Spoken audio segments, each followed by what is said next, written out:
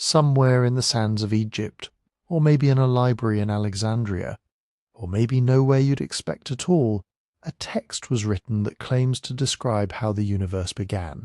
Light separating from darkness, a divine mind speaking the cosmos into being. Humanity falling from a perfect luminous existence into the messy world of flesh and time. If that sounds familiar, it should. It sounds a lot like Genesis. Except some people claim this text came first, before Moses, before the Torah, before the opening lines of the Bible that billions of people have read for thousands of years. The text is called the Hermetica, and the question of whether it predates Genesis, echoes Genesis, or was shaped by ideas that came centuries after Genesis is one of the strangest puzzles in the history of religion. Here's the name you need to know: Hermes Trismegistus. Hermes the thrice great, a legendary figure, part Egyptian god, part Greek deity, part philosopher, part myth, credited with writing texts so old and so wise that Renaissance scholars once believed he lived before Moses himself. They thought his words were older than the pyramids, older than any scripture humanity had ever produced. They were wrong about the dates, as we'll get into, but they weren't wrong that something strange and important was happening inside these texts. Something that blends Egyptian religious thought with Greek philosophy in a way that produces one of the most vivid, most philosophically dense creation stories to survive from the ancient world. So what exactly are we dealing with here? Is the Hermetica an ancient Egyptian source, whispering ideas that eventually found their way into Hebrew scripture? Is it a parallel tradition, developing independently but tapping into the same universal human questions about light, order, and the origin of the soul? Or is it something that came later, borrowing pieces of older Egyptian, Greek, and even Jewish thought, and stitching them into something new? These aren't rhetorical questions with easy answers. Scholars have debated this for centuries, and the honest answer is complicated in ways that make the story even more interesting than a simple yes or no. Over the next while, we're going to walk through this whole mystery together. We'll go back to Egypt before the Hermetica even existed, to see what the Nile Valley believed about creation for thousands of years, before anyone wrote a word of Hermetic text. We'll travel to Alexandria, that melting pot city where Egyptian priests, Greek philosophers, and eventually Jewish and Christian thinkers all lived side by side, trading ideas like currency. We'll dive into the Poimandres, the most famous Hermetic creation vision, and unpack its bizarre, beautiful imagery of primordial light and darkness. We'll look at what Genesis actually says, not what people assume it says, and compare it honestly against Hermetic thought. And by the end, you'll have a much clearer picture of where these two creation traditions actually stand in relation to each other. Before we go further, I'd love to know where you're listening from right now, and what time it is there. I check the comments constantly, and it's wild seeing people from Cairo to Chicago to Melbourne, all tuning in at completely different hours. So drop a comment and let me know. And if you're enjoying this journey through ancient mysteries, the best way to support the channel is to follow the show on Spotify, listen there, and if you like what you hear, leave a 5-star review. It genuinely helps more than you'd think, and the link is right there in the description. Now let's go back. Back before Alexandria, back before Hermes Trismegistus had a name at all. Back to the Nile itself. So let's clear something up right away, because this is where most popular claims about the Hermetica go wrong before they even get started. People talk about the Hermetica like it's a single book, like somewhere there's one ancient scroll with a title page that says How the Universe Began, written by one guy at one time in one place. That's not what we're dealing with, not even close.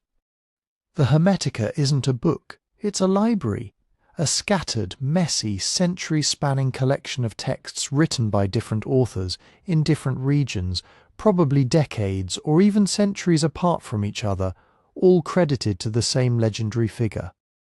Think of it less like the Bible and more like an entire genre, the way self-help books or philosophy texts is a genre. Some of these writings are short, some are long, some are mystical visions, some are technical manuals, and they don't all agree with each other, which is exactly what you'd expect from a tradition that developed over a long stretch of time rather than springing fully formed from a single mind. The core of what most people mean when they say the Hermetica is a Greek collection known as the Corpus Hermeticum.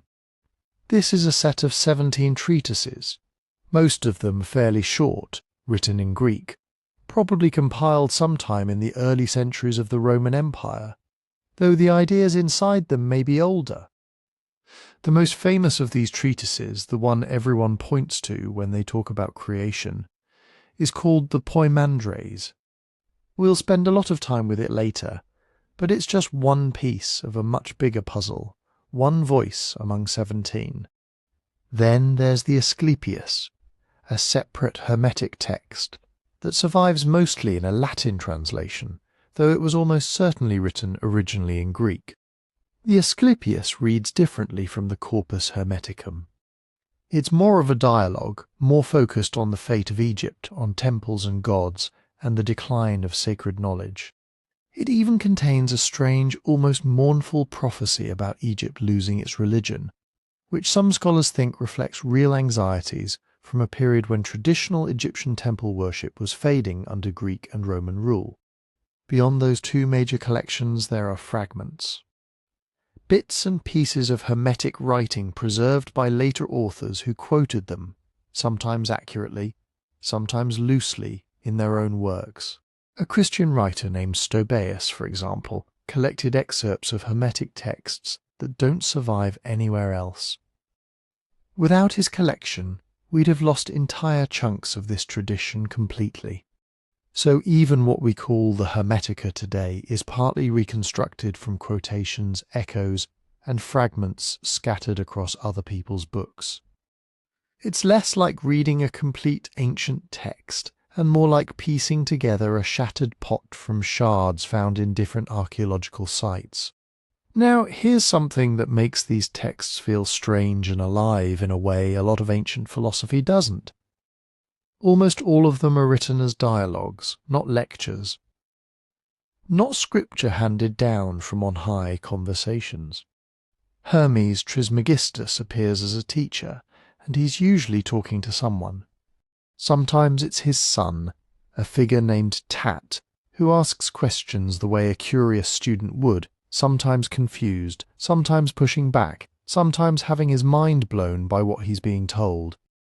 Sometimes it's Asclepius, a wise companion who serves almost like a second voice in the room, someone Hermes trusts enough to reveal deeper mysteries to. And in the most dramatic text of all, the Poimandres, Hermes himself is the student, receiving a vision directly from a divine being who identifies itself as mind, the source of all reality. This dialogue format matters more than it might seem. It means the Hermetica isn't presenting itself as absolute unquestionable truth delivered from a mountain top. It's presenting itself as a process, a teacher revealing truth gradually, a student struggling to understand, questions being asked, sometimes doubts being raised. It reads more like Plato's dialogues than like the Book of Genesis. And that's not an accident. The philosophical Hermetica was shaped, at least in part, by Greek philosophical traditions, especially Platonism, blended together with older Egyptian religious ideas about divine speech, divine mind, and the sacredness of the written word. Which brings us to an important split inside this tradition, one that trips up a lot of modern claims about the Hermetica being some kind of ancient science manual filled with hidden secrets. Scholars generally divide the Hermetic writings into two broad categories. The first is what's called the philosophical Hermetica, the texts we've mostly been talking about, the Corpus Hermeticum, the Asclepius, the fragments preserved by later writers. These deal with cosmology, the nature of God, the origin of the universe, the fate of the human soul. big questions, abstract ideas, the kind of material that reads like theology mixed with philosophy. But there's a second category, entirely, what's often called the technical Hermetica. These are practical texts also attributed to Hermes, but focused on astrology, alchemy, medicine and magic. Guides for reading the stars, instructions for working with metals and substances in ways that eventually fed into the later alchemical tradition. Charms and formulas connected to magical practice. These technical texts were incredibly influential in their own right, shaping astrology and early chemistry for centuries. But they're a different kind of writing altogether, aimed at different purposes, probably written by different circles of people at different times, for different audiences. So when someone today says the Hermetica predicts the future, or the Hermetica reveals secret science, they're often blending these two very different categories together, treating a philosophical meditation on the nature of the divine mind as if it belongs in the same bucket as an astrological handbook. That's a bit like treating a physics textbook and a book of poetry as the same genre just because they were both written by professors at the same university. Related, sure, part of the same broader world of thought, but not the same thing, and definitely not the same kind of evidence for the same kinds of claims. This is really the heart of why so many modern claims about the Hermetica sound more dramatic than the reality actually supports. People want a single ancient source, one book, one author, one timestamp they can point to and say, this came before Genesis, therefore Genesis borrowed from this. But what we actually have is a diverse, layered tradition, developed over generations, blending Egyptian, Greek, and possibly even Jewish influences, preserved in fragments, translations, and later compilations. Understanding that complexity doesn't make the Hermetica less fascinating. If anything, it makes it more fascinating, because it means we're not looking at one strange ancient book. We're looking at an entire intellectual world, one that grew up in a very specific place, at a very specific moment in history, a place we need to visit next if we're going to understand where any of this actually came from. But before we get to that world, we need to meet the man at the centre of it. Or more accurately, the god, the teacher, the symbol, and possibly the greatest case of mistaken identity in the history of ancient religion, Hermes Trismegistus, Hermes the 3 times great. The name appears over and over across this entire tradition, attached to dialogues, visions, prayers, astrological manuals, alchemical recipes, magical formulas, and cosmic revelations.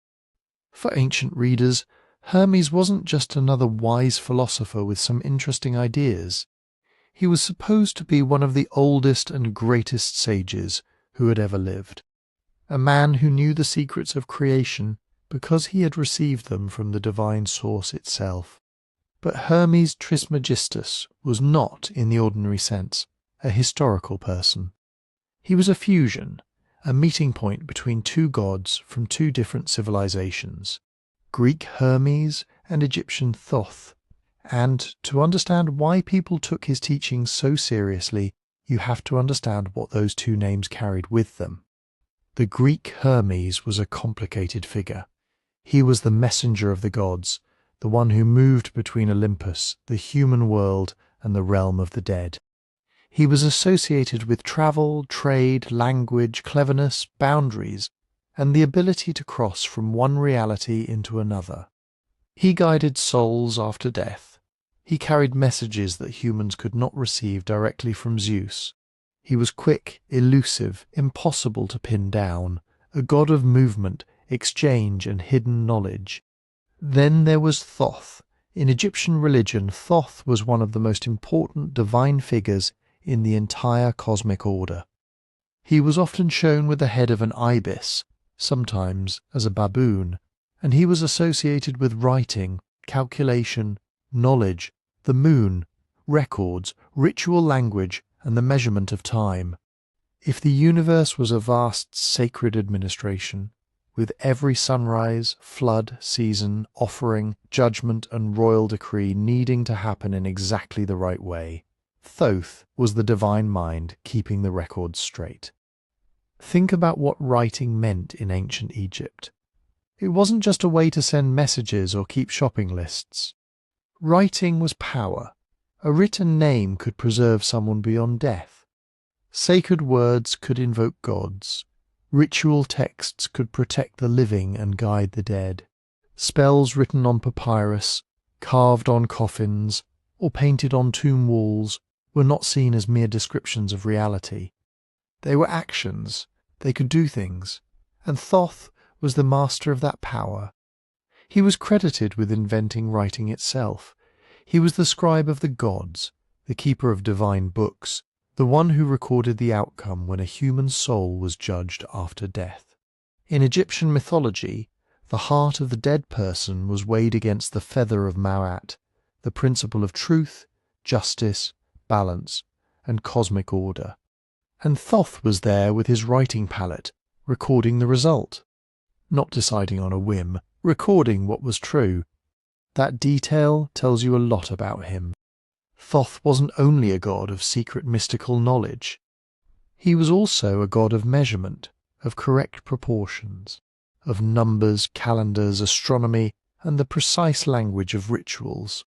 He represented the idea that reality itself had an intelligible order, that the universe could be measured, named, spoken about, and perhaps, through the right sacred knowledge, understood. So when Greeks encountered Egyptian religion in a serious, sustained way, especially after Alexander the Great conquered Egypt in 332 BCE, they looked at Thoth and saw something familiar. A divine messenger, a god of language and writing. A guide between worlds, a patron of hidden wisdom. They identified him with Hermes. This kind of identification happened constantly in the ancient Mediterranean.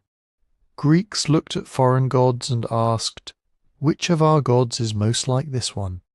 It wasn't necessarily a claim that the gods were literally identical in every detail. It was more like translation, like saying, this Egyptian god occupies a role in his culture that resembles the role Hermes occupies in ours. Over time, though, the translation became something more powerful. Hermes and Thoth blended together. The Greek name Hermes was joined to the Egyptian god's immense prestige as guardian of sacred knowledge. And out of that fusion came Hermes Trismegistus.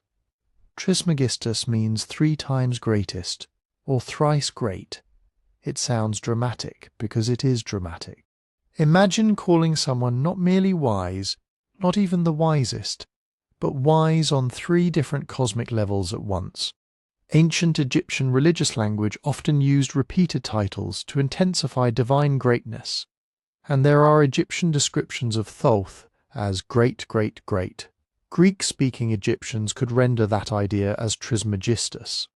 But what exactly were the 3 things Hermes was greatest in? That is where certainty starts to dissolve. Later traditions offered different answers. Some said he was greatest in wisdom, power and knowledge. Others connected the threefold title to his mastery of philosophy, priesthood, and kingship. Still others imagined he was 3 times great because he understood the 3 great parts of the cosmos, the divine world, the heavenly world, and the human world. The truth is, the title probably functioned less like a precise job description, and more like the ancient equivalent of saying, this is not an ordinary teacher. This is the ultimate authority, and that authority mattered. The Hermetic texts present Hermes as a teacher speaking to disciples like Tat and Asclepius. He explains how the cosmos came into being. He reveals the structure of the heavens. He teaches that the human being has a strange double nature, tied to matter but also connected to divine mind. He speaks in the voice of someone who has crossed a boundary ordinary humans cannot cross, and returned with knowledge. That is exactly what you would expect from a figure created from Hermes and Thoth. Hermes crosses between worlds. Thoth preserves divine knowledge in sacred language. Put them together and you get the perfect ancient source for hidden revelations, a sage who can travel beyond the visible world, receive the secrets of the gods, and translate them into words human beings can understand. Ancient and late antique readers often believed Hermes had lived in the unimaginably distant past. Some treated him as an Egyptian priest who existed before the Greek philosophers. Some believed he had written vast numbers of books containing the original wisdom of Egypt. By the Roman period, Egyptian priestly knowledge had an aura of enormous antiquity. Greece had famous philosophers, yes, Plato, Aristotle, Pythagoras. But Egypt had pyramids that already seemed ancient to the Greeks. It had temples, hieroglyphs, mummies, rituals, and astronomical traditions that appeared to stretch back beyond recorded memory. So if a text claimed to preserve the teachings of Hermes Trismegistus, it was making a huge claim. It was saying this knowledge does not come from some recent school of philosophy. This comes from Egypt, from the beginning, from the source. Later readers pushed that claim even further. During the Renaissance, European scholars became convinced that Hermes was older than Moses. Some believed he had lived before the biblical patriarchs. Others thought he had been a contemporary of Moses, perhaps even a pagan witness to truths that Christianity would later reveal more fully. For them, Hermetic writings were not just ancient. They were almost primordial, a surviving fragment of the wisdom humanity possessed before history fractured into separate religions and nations. It is hard to overstate how influential that idea became. If Hermes really came before Moses, then his creation teachings could look like evidence that the deepest truths of religion had existed outside the Bible in Egypt from the earliest ages of humanity. But that is the legend, and the legend is not the same thing as the evidence. The surviving philosophical Hermetica were almost certainly written in Greek during the Roman imperial period, probably between the 1st and 3rd centuries CE, though scholars debate individual texts and dates. That means they were composed long after the Hebrew Bible's earliest creation traditions had already taken shape, and long after Genesis existed in written form. Their authors were likely educated people living in the Greek-speaking Eastern Mediterranean, very possibly Egypt, drawing on Egyptian religious ideas, Greek philosophy, astrology, and the wider intellectual traffic of their age. In other words, Hermes Trismegistus gave these texts an ancient voice. But the people who actually wrote them were not priests writing before the pyramids. They were authors living in a world shaped by Alexander's conquest, Greek language and philosophy, Roman rule, Egyptian temple traditions, an intense debate about the nature of God, soul, fate, and the stars. That doesn't make the Hermetica fake. It makes them more interesting. Because the pseudonymous name was not just a trick. It was a statement about authority and identity. The authors were claiming to speak from within a stream of wisdom associated with Thoth, Egypt, sacred writing, and divine intelligence. They were not necessarily trying to fool readers into thinking one man had physically written every line. Ancient literary culture worked differently from ours. Writing under the name of a revered sage could mean, this teaching belongs to his tradition. This is wisdom worthy of his name. Still, we have to keep the distinction clear. Hermes Trismegistus is a legendary teacher. The Hermetica are historical texts.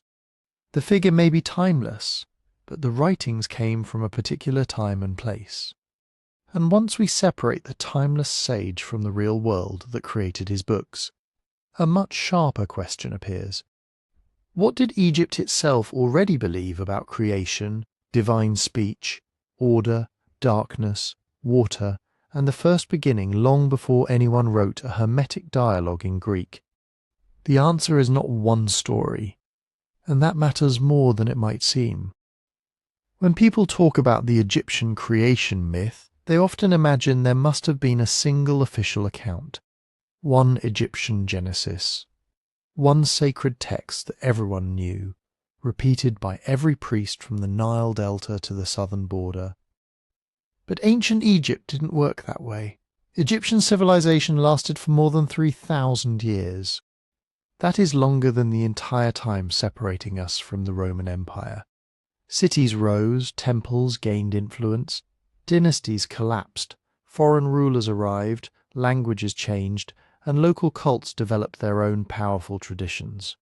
Across all that time, Egyptian priests told multiple stories about how the world began. These stories could overlap. They could contradict each other. They could place different gods at the center of creation. And apparently, that was not a problem. Modern readers often want a system. We want to ask, which version did they really believe? Was it Atum? Was it Ptah? Was it Amun? Did the sun create the world, or did the world emerge from water?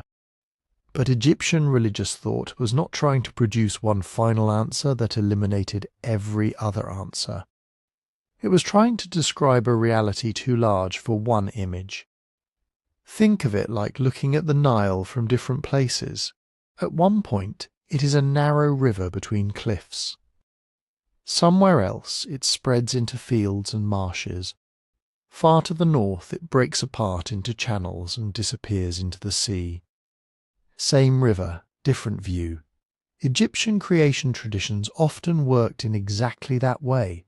Different temples emphasized different beginnings, but all were trying to explain the same overwhelming fact. Somehow, order emerged from a world that had not yet taken shape. And almost all of them begin with water before the earth, before the sky, before the gods had names, before human beings existed, before there was light, land, death, kingship, or time as people experienced it, there was none. Nun was the primordial water, not a sea in the ordinary sense with waves and fish and a visible shoreline. Nun was the limitless, dark, unformed deep, the potential from which everything else could emerge. Picture the annual Nile flood. For ancient Egyptians, the flood was not an abstract natural event measured in charts and satellite images. It was life arriving. Water spread across the land, covering familiar boundaries. Fields vanished beneath it. Then, when the waters withdrew, black fertile soil appeared. New growth began. Grain rose from ground that had seemed drowned and empty. That cycle gave Egyptian thinkers a powerful model for creation itself. The world could begin the way land begins after floodwater retreats. First the waters, then a mound, then life. In several Egyptian traditions, the first solid thing to emerge from Nun was the primeval hill, a small piece of dry land rising out of limitless water. It was not just geography, it was the first act of stability, the first boundary, the first place where anything could stand. And from that first mound came the Creator. At Heliopolis, one of the most influential religious centers in ancient Egypt, the Creator was Atum. His name may be connected with ideas of completeness, totality, even the state of being undifferentiated. Atum existed alone in the waters before anything else existed. He was not born from earlier parents, he was self-generated. The first being who somehow brought himself into being. That is already a very different kind of creation story, from the familiar image of a craftsman assembling a universe from raw materials. Atum is both the beginning and the source of beginnings. He emerges from the formless deep and produces the first divine pair, Shu, associated with air, and Tefnut, associated with moisture. From them come Geb, the earth, and Nut, the sky. From earth and sky come further gods, and from that divine family the ordered world unfolds. It is creation as genealogy. The universe is not merely built. It is born, but Egyptian texts could describe Atum's creative act in startlingly physical ways. Some accounts say he produced the first gods through masturbation. Others use imagery of spitting or sneezing. To modern ears this can sound strange, even crude. But the point was not shock, the point was creative power. Atom contains the generative force within himself. Before male and female are separate principles in the cosmos, he is enough. He brings multiplicity out of unity. Then there is the solar dimension. Atom became closely associated with Ra, the sun god. Sometimes the creator appears as Atum Ra, the setting sun and the rising sun bound together in one divine reality. Each dawn could be understood as a new creation. The sun rises from the darkness. Light pushes back chaos. The world begins again. This is one reason Egyptian creation was never only about a single event in a distant past. Creation had to be maintained. Every sunrise mattered. Every successful flood mattered. Every temple ritual mattered. The cosmos was not a machine switched on once and left to run forever. It was an order that had to be renewed against the constant pressure of disorder. The Egyptian word often used for that order was Ma'at.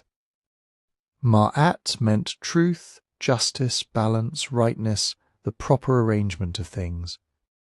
It was the opposite of chaos, falsehood, violence, and collapse. The king was supposed to uphold Ma'at. Priests performed rituals to sustain Ma'at. Ordinary people were expected to live in ways that did not break Ma'at. The created world was good not simply because it existed, but because it was arranged correctly. And that idea becomes especially important when we move to Memphis, where another creation tradition gave an extraordinary answer to the question, how did order first appear? According to the Memphite theology, the creator was Ptah. Ptah was a god associated with craftsmen, builders, and makers. But in this theology, he does not create primarily through physical labor. He creates through the heart and the tongue.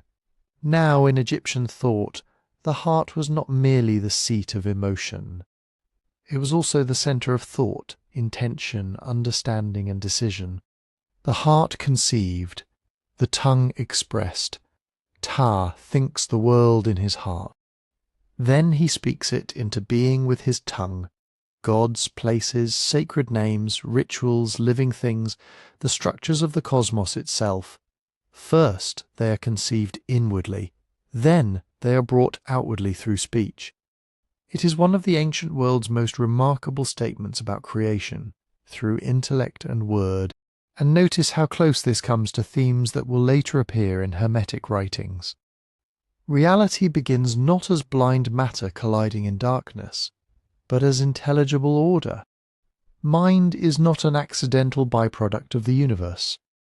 Mind stands near the beginning. Speech is not just noise made by human mouths. Sacred speech can be creative. A name can establish a thing. A word can carry power because language participates in the structure of reality. That does not mean the Hermetica simply copied the Memphite theology. The texts are separated by centuries, languages, and major philosophical developments. But they grew in an Egypt where these ideas had deep roots. The notion that divine intelligence, naming, speech, light, and cosmic order belong together was already profoundly Egyptian. Then there is Amun. Amun began as a major god of Thebes, but over time became one of the most exalted divine figures in Egypt. His name is often understood as the Hidden One, and that title reveals something essential. Amun was not always imagined as a creator who could be neatly pictured standing on the first mound or sailing visibly across the sky. He was the concealed source behind appearances, the power present before manifestation. The god whose true form could not be fully seen. In later Theban theology, Amun could be described as existing before the gods, hidden even from the divine beings he brought forth. He could merge with Ra as Amun-Ra, hidden transcendence joined to the visible life-giving sun. The sun shines where everyone can see it. Amun is the mystery behind the shining. So now we have several creation models operating at once. Nun, the boundless waters. Atum, the self-created source who unfolds the divine family. Ra, the solar force whose light renews creation every morning. Ptah, who creates through thought and speech. Amun, the hidden origin beyond what can be seen or named. Are these competing theories sometimes? Probably. Temples had prestige, cities had patron gods. Priests had reasons to emphasize the greatness of their own divine center. But they were also layers: water, emergence, light, thought, speech, hiddenness, order. Each tradition answered a different part of the same enormous question. What was there before form? How did unity become many? Why is the universe intelligible? Why does light return? Why does order survive at all? And Egypt's answer was rarely, here is the one doctrine, memorize it. Instead, it offered a sacred landscape of answers. Creation could be a birth, a rising, a thought, a spoken command, a flash of sunlight, a hidden god becoming visible, a daily victory over chaos. That flexibility is crucial, because when Greek-speaking authors in Roman Egypt began writing under the name Hermes Trismegistus, they did not inherit a single Egyptian creation creed. They inherited an ancient reservoir of images and ideas. Dark water before the world, divine light, mind and sacred speech. The hidden source, the ordered cosmos, humanity living between mortality and the divine. But they were about to combine those Egyptian inheritances with Greek philosophy in ways earlier Egyptian priests may never have imagined. And that combination did not happen in isolation. It happened in one of the most connected, crowded, argumentative places in the ancient world, Egypt under Greek and then Roman rule. Picture Alexandria around the first centuries of the Common Era. This is not the Egypt of the pyramids being built. Those monuments were already unimaginably ancient. The Great Pyramid was older to a writer in Roman Alexandria than the Roman Empire is to us. Egyptian temples were still active. Priests still performed rituals. Sacred texts were still copied. Pilgrims still came seeking healing, protection, and answers from the gods. But Egypt had changed. Alexander the Great conquered the country in 332 BCE. After his death, one of his generals, Ptolemy, took control and founded a Greek-speaking dynasty that ruled Egypt for nearly 300 years. Then Rome took Egypt in 30 BCE. The pharaohs were gone, but Egypt remained one of the wealthiest and most important provinces in the empire. And Alexandria was the place where worlds met. The city stood on Egypt's Mediterranean coast, connected to the Nile Valley but facing outward toward Greece, Italy, the Levant, North Africa and beyond. Ships arrived carrying grain, papyrus, spices, wine, slaves, soldiers, merchants, philosophers, pilgrims, government officials and ideas. Greek settlers lived there, Egyptians lived there. There was a large and intellectually influential Jewish community. Syrians, Nubians, Romans, Libyans and people from across the eastern Mediterranean moved through its streets and markets. They did not all agree. In fact, Alexandria could be violent, divided and brutally unequal. Different communities had different legal status, languages, religious customs and access to power. But they lived close enough for their ideas to collide. And collisions create new things. A Greek-speaking intellectual could walk past an Egyptian temple, hear hymns to Isis or Thoth, visit a lecture hall where Plato and Aristotle were debated, buy a Jewish text translated into Greek, and then attend a private religious gathering, where someone claimed to possess a revelation from a divine being. That is the world behind the Hermetica, not a sealed chamber beneath a pyramid. Not a secret book preserved unchanged by a hidden priesthood for 10,000 years. The Hermetic writings come from a living, changing Egypt, an Egypt that remembered an immense past, but was also adapting to new rulers, new languages, new social realities, and new ways of asking ancient questions. This matters because the Hermetica often sound Egyptian and Greek at the same time. They speak about divine light, cosmic order, sacred names, the ascent of the soul, and a God beyond ordinary human description. Those themes have deep roots in Egyptian religion, but they also speak of nous, the divine mind. They use logos, a Greek word that can mean word, reason, account, or rational principle. They describe the cosmos as an ordered, intelligible whole. They ask questions that would have been familiar to Platonists, Stoics, and other Greek philosophers. To a modern reader, this can seem like a contradiction. Was this Egyptian religion or Greek philosophy? But that question may be too blunt. It is like asking whether Alexandria itself was Egyptian or Greek. The answer is, it was both, and neither label fully captures what happened there. Greek was the language of administration, education, trade, and elite intellectual life across much of Hellenistic and Roman Egypt. If you wanted your ideas to travel between cities, between social groups, even across the Mediterranean, Greek was often the language you used. It was the language of Plato, the language of Homer, the language in which educated people argued about the nature of the soul, the structure of the universe, and the highest good. So when Egyptian religious ideas entered this Greek-speaking environment, they could be translated into Greek philosophical vocabulary, not always perfectly. Translation never works that cleanly. A word carries its old world with it, but it creates bridges. An Egyptian priest could think about a creator who brings order through heart and tongue. A Greek philosophical writer could speak of divine mind and logos. Those are not identical concepts. Ta is not simply the Greek nous wearing an Egyptian mask. The Egyptian heart is not exactly the Platonic intellect. Sacred utterance in temple ritual is not automatically the same thing as Greek philosophical reason. But they could speak to each other. They could overlap. And in that overlap, new forms of religious thought became possible. The central figure of Hermes Trismegistus is itself evidence of this process. Hermes was a Greek god, messenger, guide of souls, patron of writing, language, and hidden knowledge.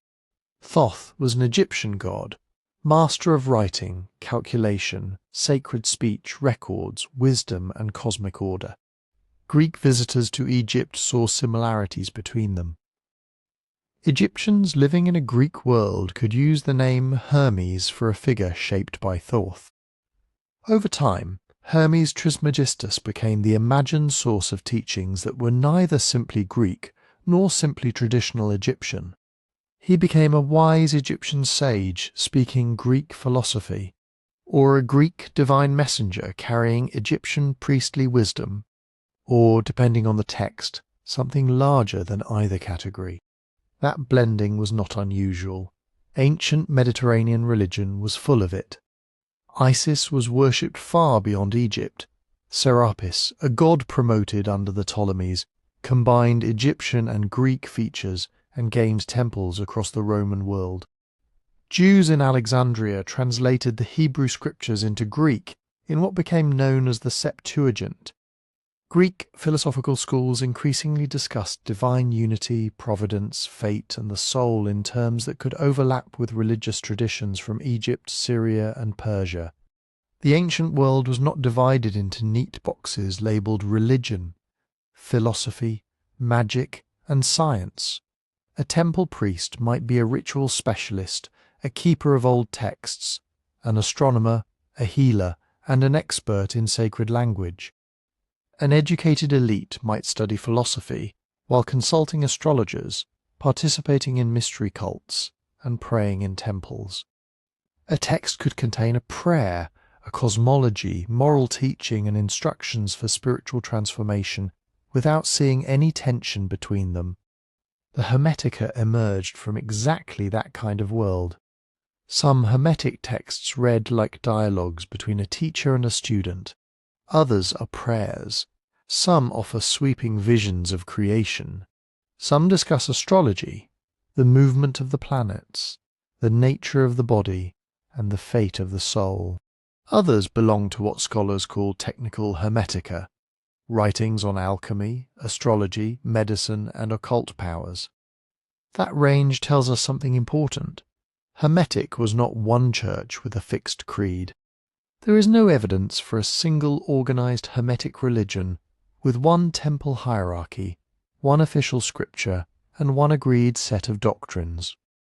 Instead, there were texts, teachers, readers, practitioners, and networks of educated people drawing on shared traditions. Some may have had direct connections to Egyptian priestly culture. Others may have known Egypt mostly through Greek books, popular religious ideas, and the prestige of Egyptian antiquity. Many were probably somewhere in between, and the prestige was enormous. To Greek and Roman writers, Egypt was ancient beyond comprehension. It was the land of the pyramids, the Nile, the strange animal-headed gods, the hieroglyphs nobody outside priestly circles could easily read, and temples that seemed to preserve knowledge from before the age of Greek cities. Egypt became a symbol of primordial wisdom. Sometimes that respect was genuine. Sometimes it was fantasy. Often it was both. Greek and Roman intellectuals frequently imagined that Egyptian priests possessed the oldest truths about astronomy, theology, mathematics, and the origins of civilization. Egyptian traditions were translated, reinterpreted, and sometimes reshaped to fit Greek expectations. The result was not forgery in the simple sense, it was cultural creation. People were trying to connect themselves to a past they considered sacred, authoritative, and unimaginably old. So the Hermetica are not ancient Egyptian texts in the same sense as pyramid texts or temple inscriptions written in Egyptian scripts thousands of years earlier. But neither are they merely Greek philosophy, with a few exotic Egyptian names added for atmosphere. They are products of Roman Egypt, products of translation, products of temples still functioning beneath foreign rule, Greek education spreading through cities, old gods receiving new interpretations, and seekers trying to understand how the human soul fits into a vast and ordered cosmos. And once you see that world clearly, the creation account in the Hermetica starts to look different. It is not simply Egypt speaking before Genesis. It is Egypt remembering itself, Greece arguing with itself, and Roman-era intellectuals trying to discover whether the universe began in darkness, water, light, mind, or something even deeper than all of them. So when were these writings actually composed? This is where the story gets more complicated than the legend. For centuries, many readers believed Hermes Trismegistus had lived before Moses. Some believed he had been a contemporary of Abraham.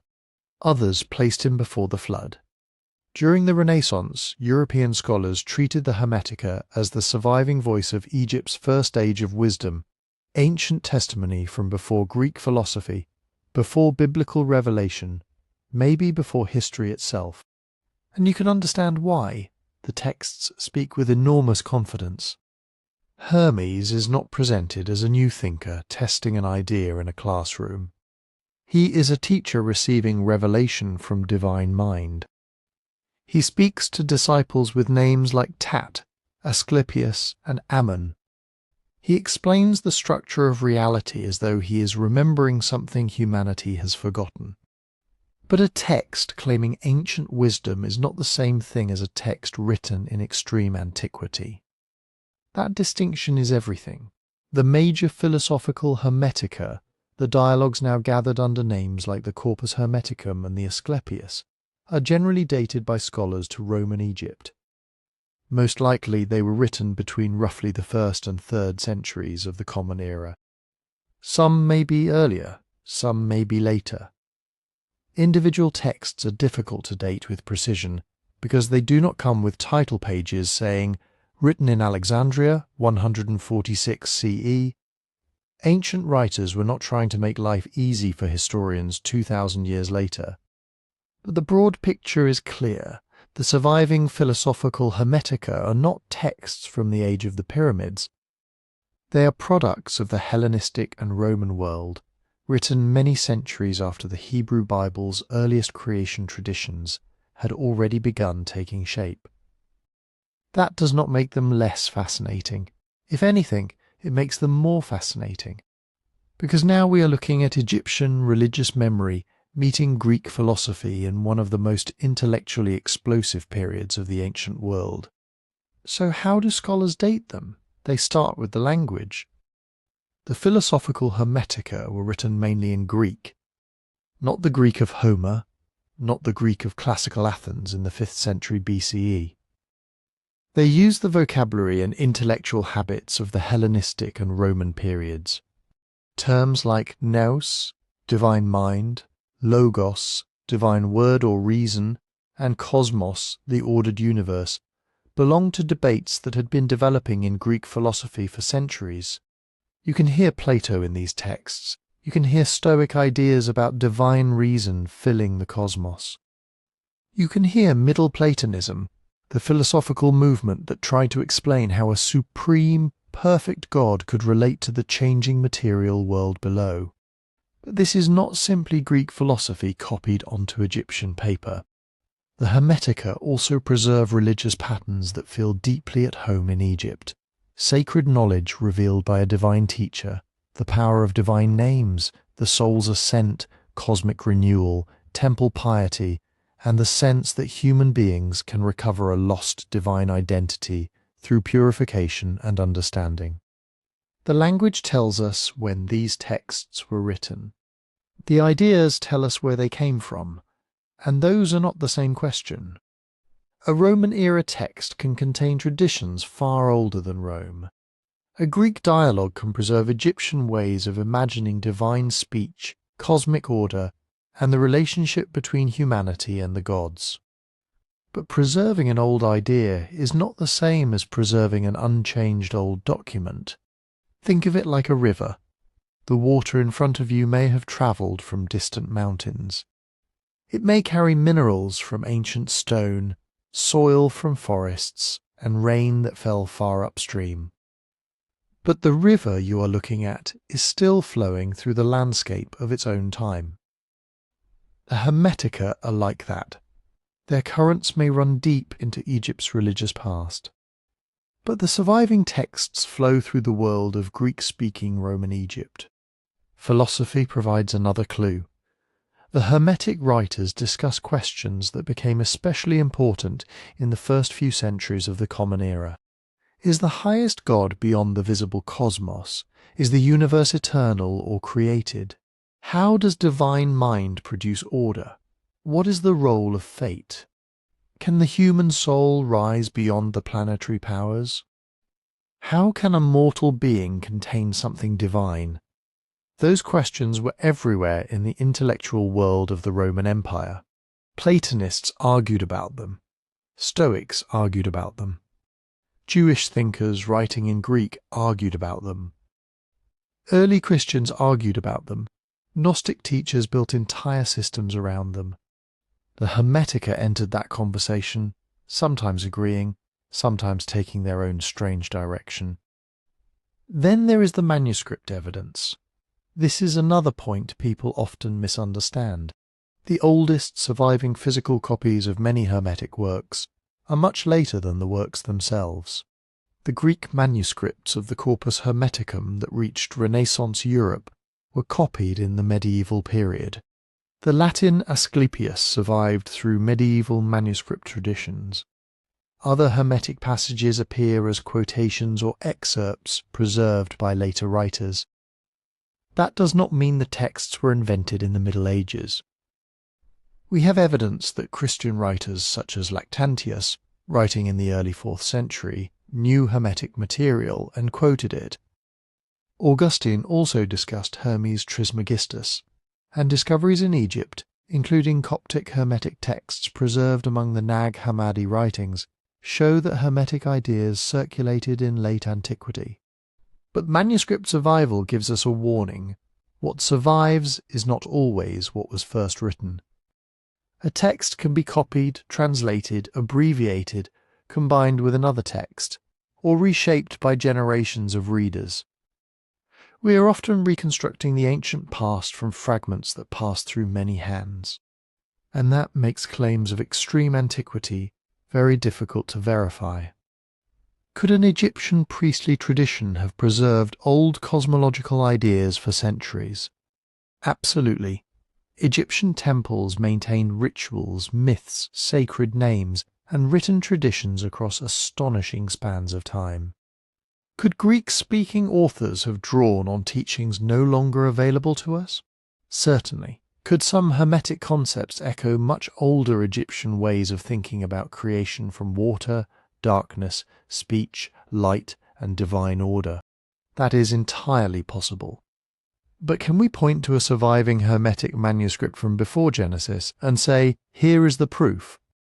No. That evidence does not exist. The Hermetica are ancient. They are not ancient in the way Renaissance legend imagined. They are late antique texts carrying older echoes, not a sealed message from prehistoric Egypt. And once we accept that, we can ask a better question. Not, did Hermes write before Moses? But why did Roman-era seekers believe the oldest truths of the universe could still be heard through the voice of an Egyptian sage? To answer that, we have to enter the most famous Hermetic vision of all. A vision in which a being called Poimandres opens the cosmos before Hermes. Light above, darkness below, water in motion, and divine mind speaking creation into order. The text is called Corpus Hermeticum I, but almost everyone knows it by another name, Poimandres. The title comes from the mysterious being who appears to Hermes at the beginning of the dialogue. What exactly the name means has been debated for a very long time. Some ancient and modern readers have connected it with the idea of a shepherd of men. Others see an Egyptian background hidden beneath the Greek letters. The text itself gives us the most important clue. Poimandres identifies himself as divine mind, nous, the mind of sovereign power, and that is how the vision begins. Hermes is not in a temple performing a public ritual.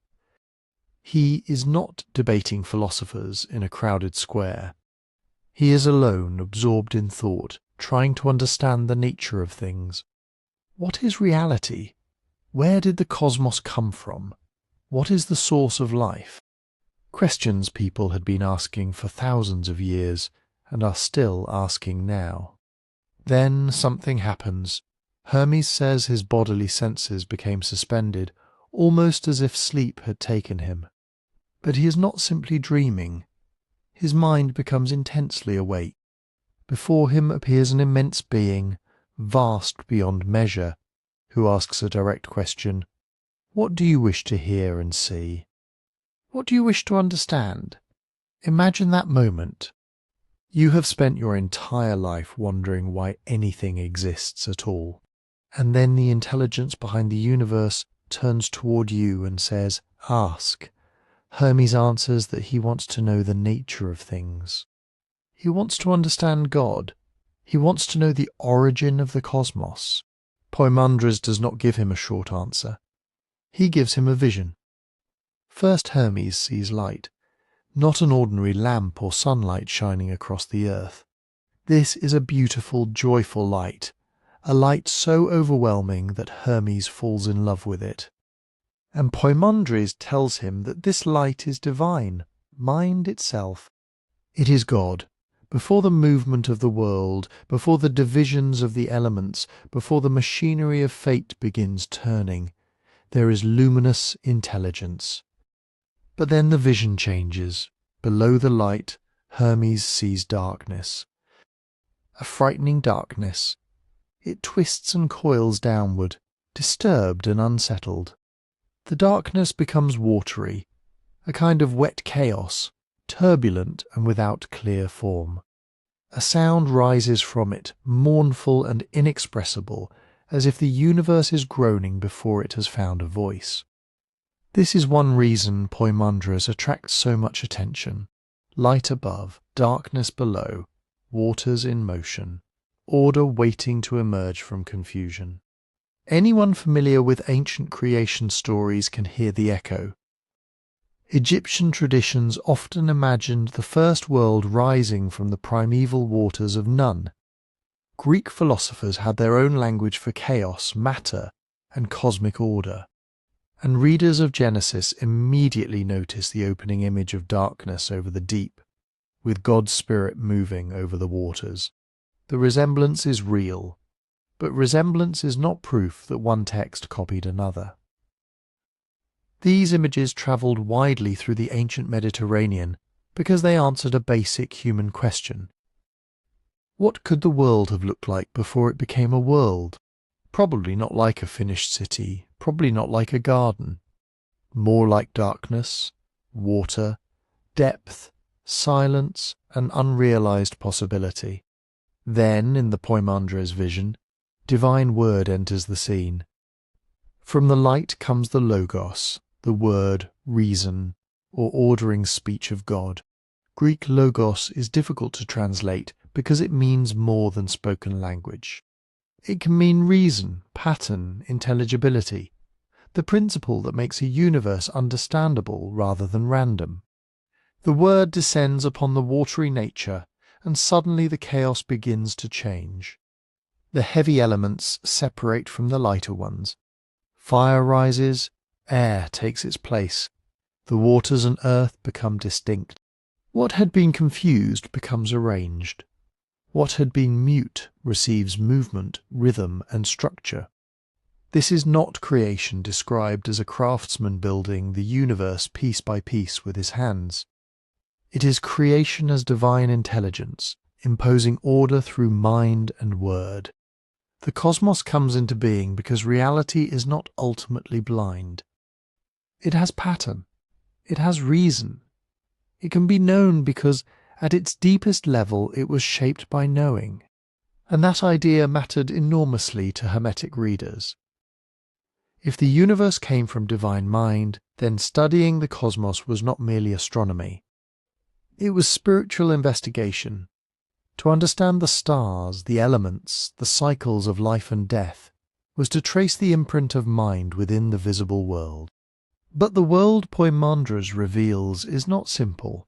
It is ordered, yes, but it is also governed. From the elements of fire and spirit emerge 7 ruling powers, often called the governors. These powers are associated with the 7 visible planets of ancient astronomy: the Moon, Mercury, Venus, the Sun, Mars, Jupiter, and Saturn. Together they circle the material world and shape its rhythms. They regulate change, birth and decay, time, desire, bodily life, the chain of causes people later called fate. To ancient observers, the heavens did not look empty. The planets moved with eerie regularity, returning again and again to their appointed paths. They seemed like powers, not necessarily evil powers, but vast forces above human control, governing the conditions into which every person is born. Poimandres turns that familiar ancient astronomy into a spiritual map of the universe. Above the changing heavens is divine mind, pure, luminous, eternal. Below are the elemental realms, the material world of generation and death. Between them are the 7 governors, the great cosmic administrators whose revolutions bind embodied life to time and fate. And humanity is about to enter that structure.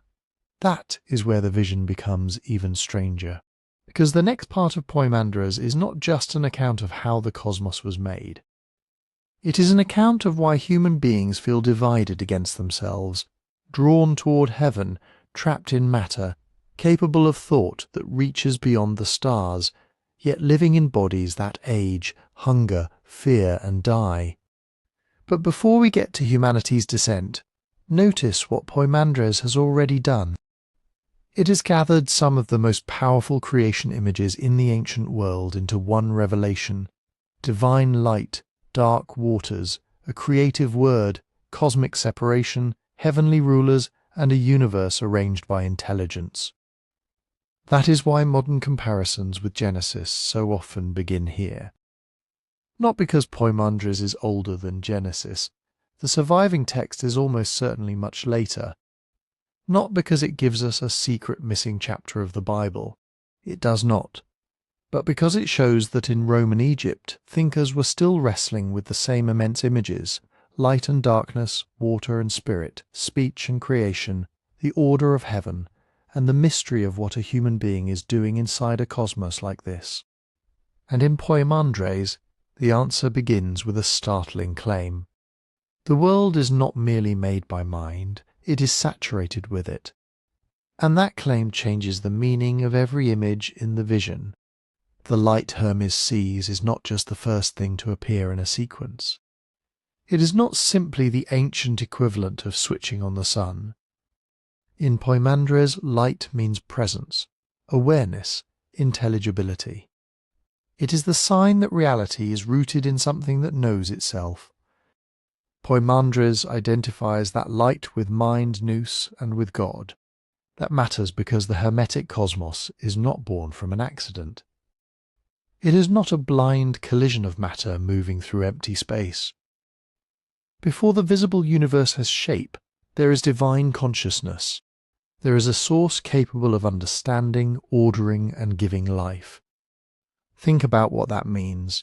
If the deepest reality is mind, then the universe is not completely alien to thought. Human beings can study the stars, measure the seasons, observe the elements, and search for truth because the world has structure waiting to be understood. The mind within us can recognize something of the mind behind everything. That is the Hermetic promise. But the vision does not remain in the light. Hermes sees darkness beneath it, and this darkness is not peaceful. It is described as disturbing, terrifying, twisting in strange ways. Then it becomes a moist nature, a watery and smoky condition full of movement but without stable form. This is the world before it is fully a world, not nothingness exactly. Something is there, but it has not yet been separated, organized, or given its proper place. It is potential without pattern, matter without a finished cosmos, motion without direction. Ancient people did not usually imagine creation beginning with a completely empty void. They often imagined a deep, dark, watery beginning. Egypt had the primeval waters of none, the limitless flood from which the first mound and the first creator could emerge.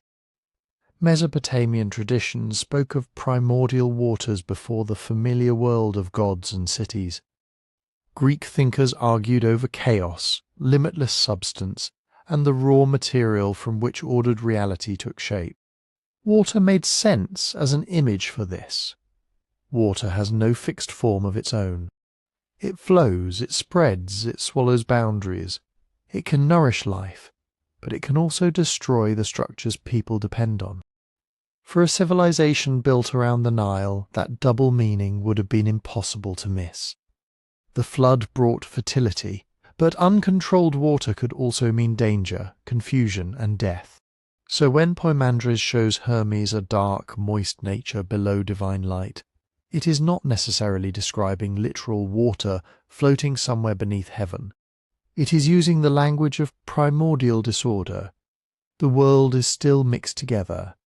Heavy and light, fire and air, earth and water, life and death. None of the boundaries that make ordinary experience possible have been firmly established. Then comes the decisive movement. From the divine light proceeds the Logos. This is one of those words that sounds simple until you try to translate it. Logos can mean word, but it can also mean reason, account, proportion, principle, or intelligible order. It is speech, but speech with power, not random noise, not merely a sound made by a mouth. It is the kind of speech that reveals meaning and makes meaning possible. In Poimandres, the word comes from mind and enters the moist nature. And this is where creation becomes order. The elements begin to separate.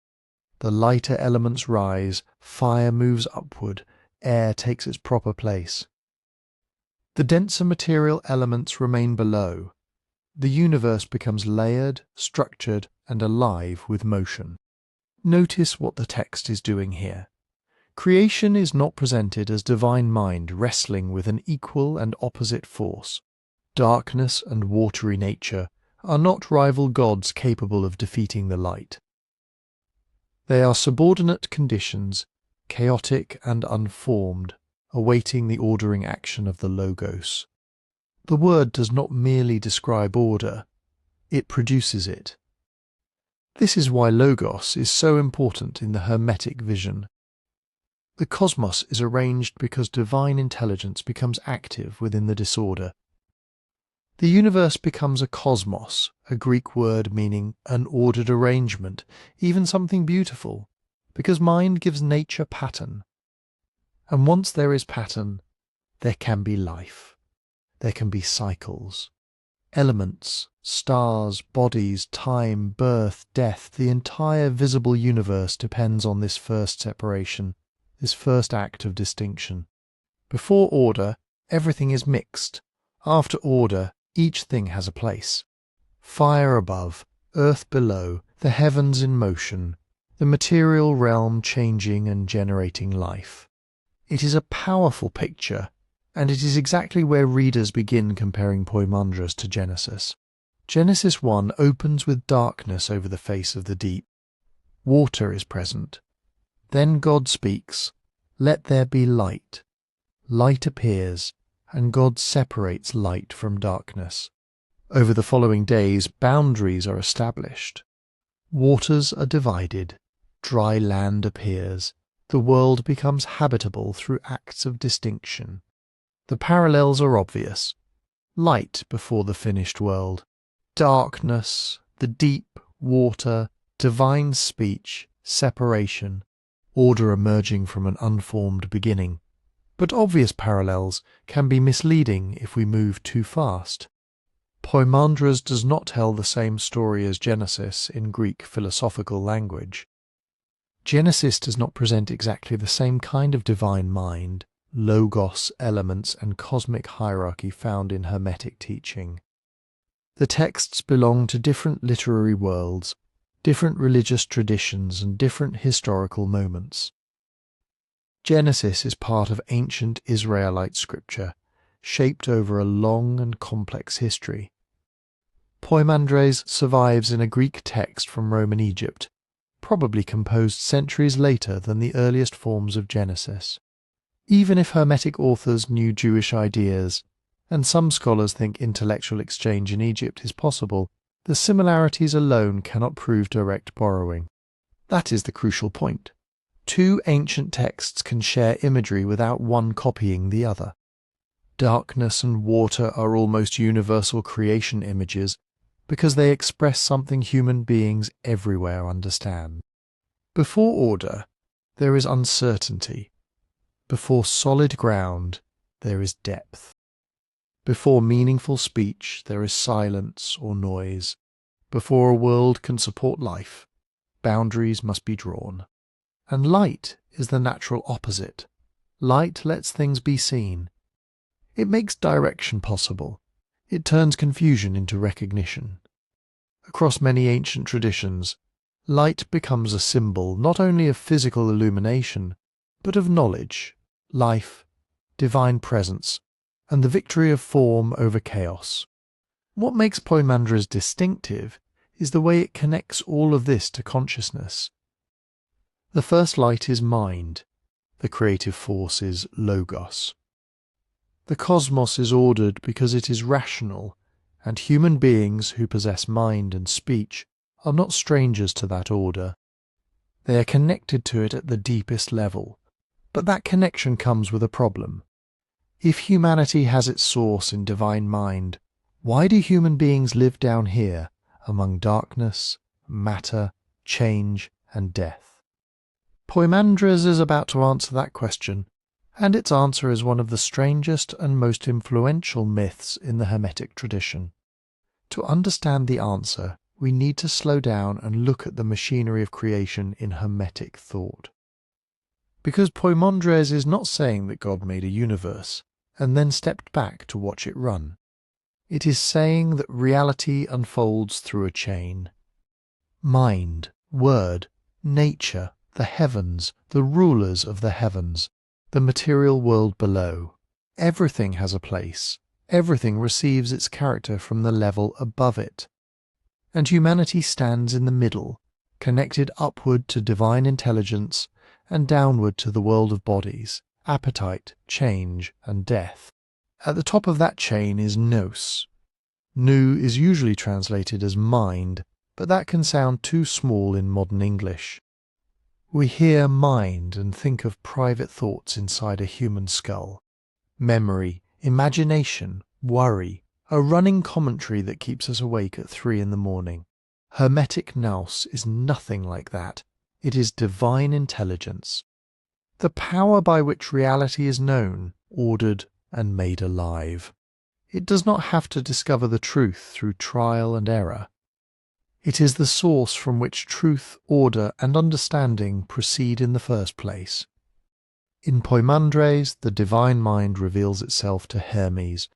It speaks, it teaches, it shows him that the visible cosmos is not the highest level of existence.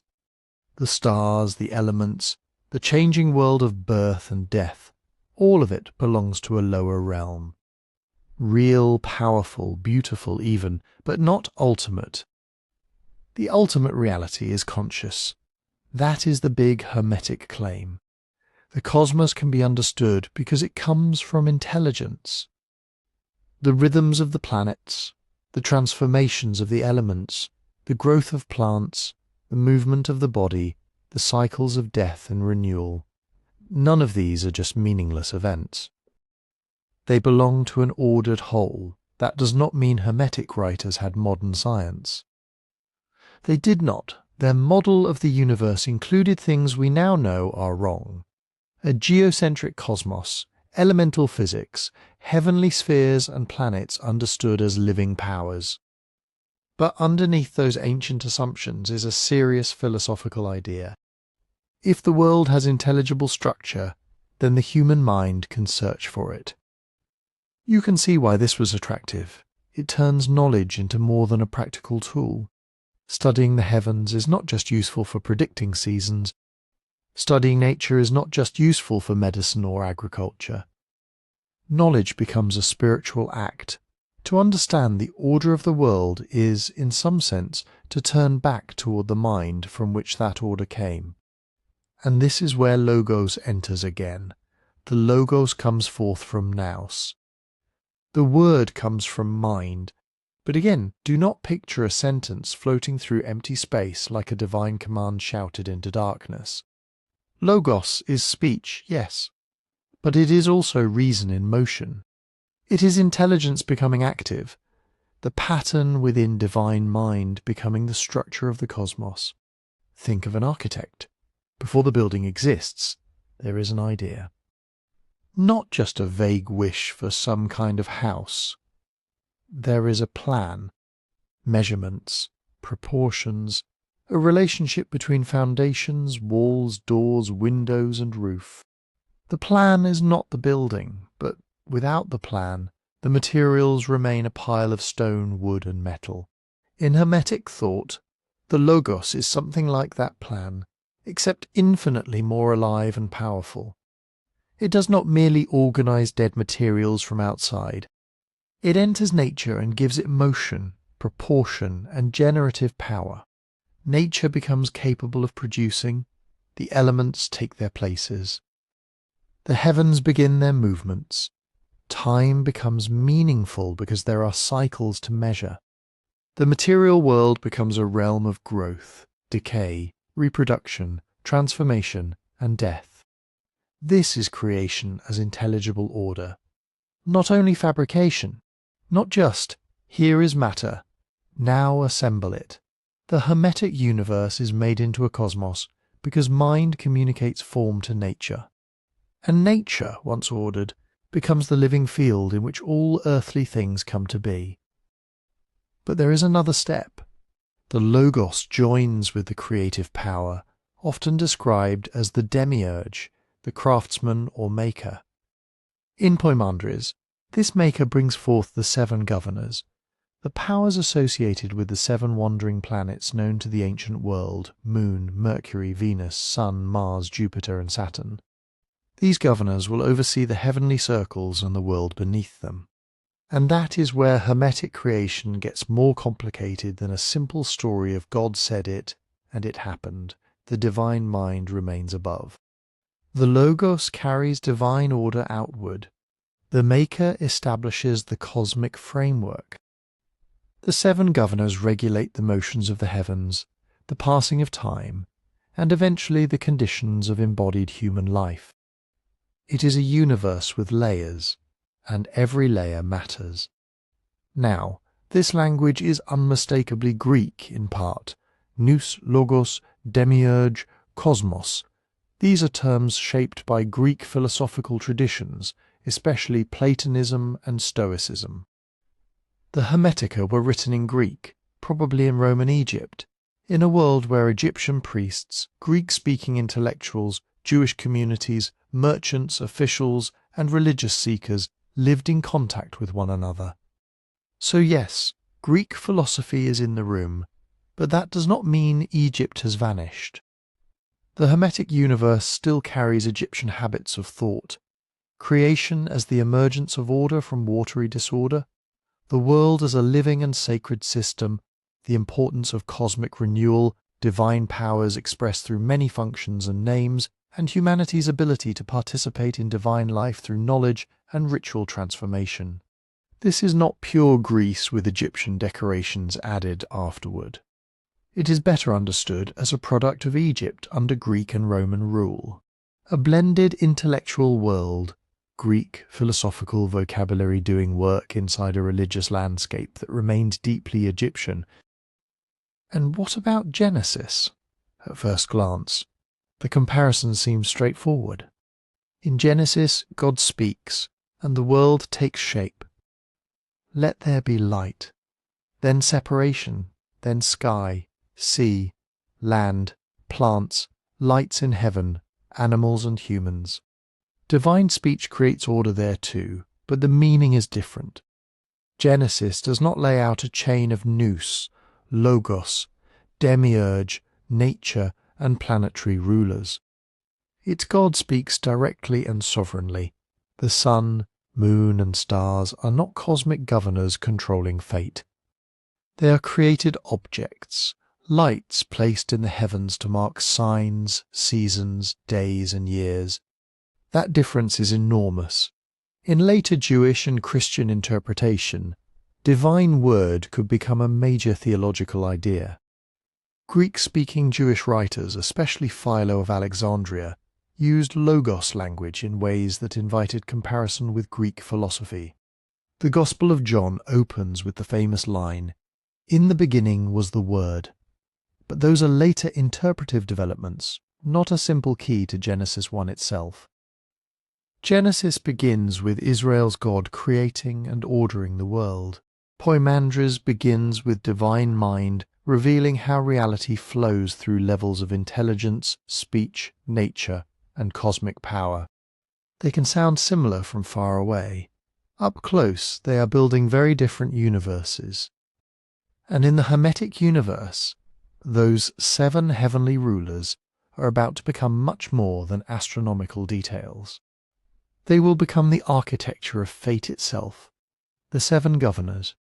In the ancient world, this did not mean 7 politicians sitting around a heavenly table arguing over taxes. It meant the 7 visible powers that move differently from the fixed stars. Look up at the night sky long enough, and most stars seem to keep their places. They rise and set with the turning of the heavens, but their patterns remain stable. The constellations return. Orion is still Orion.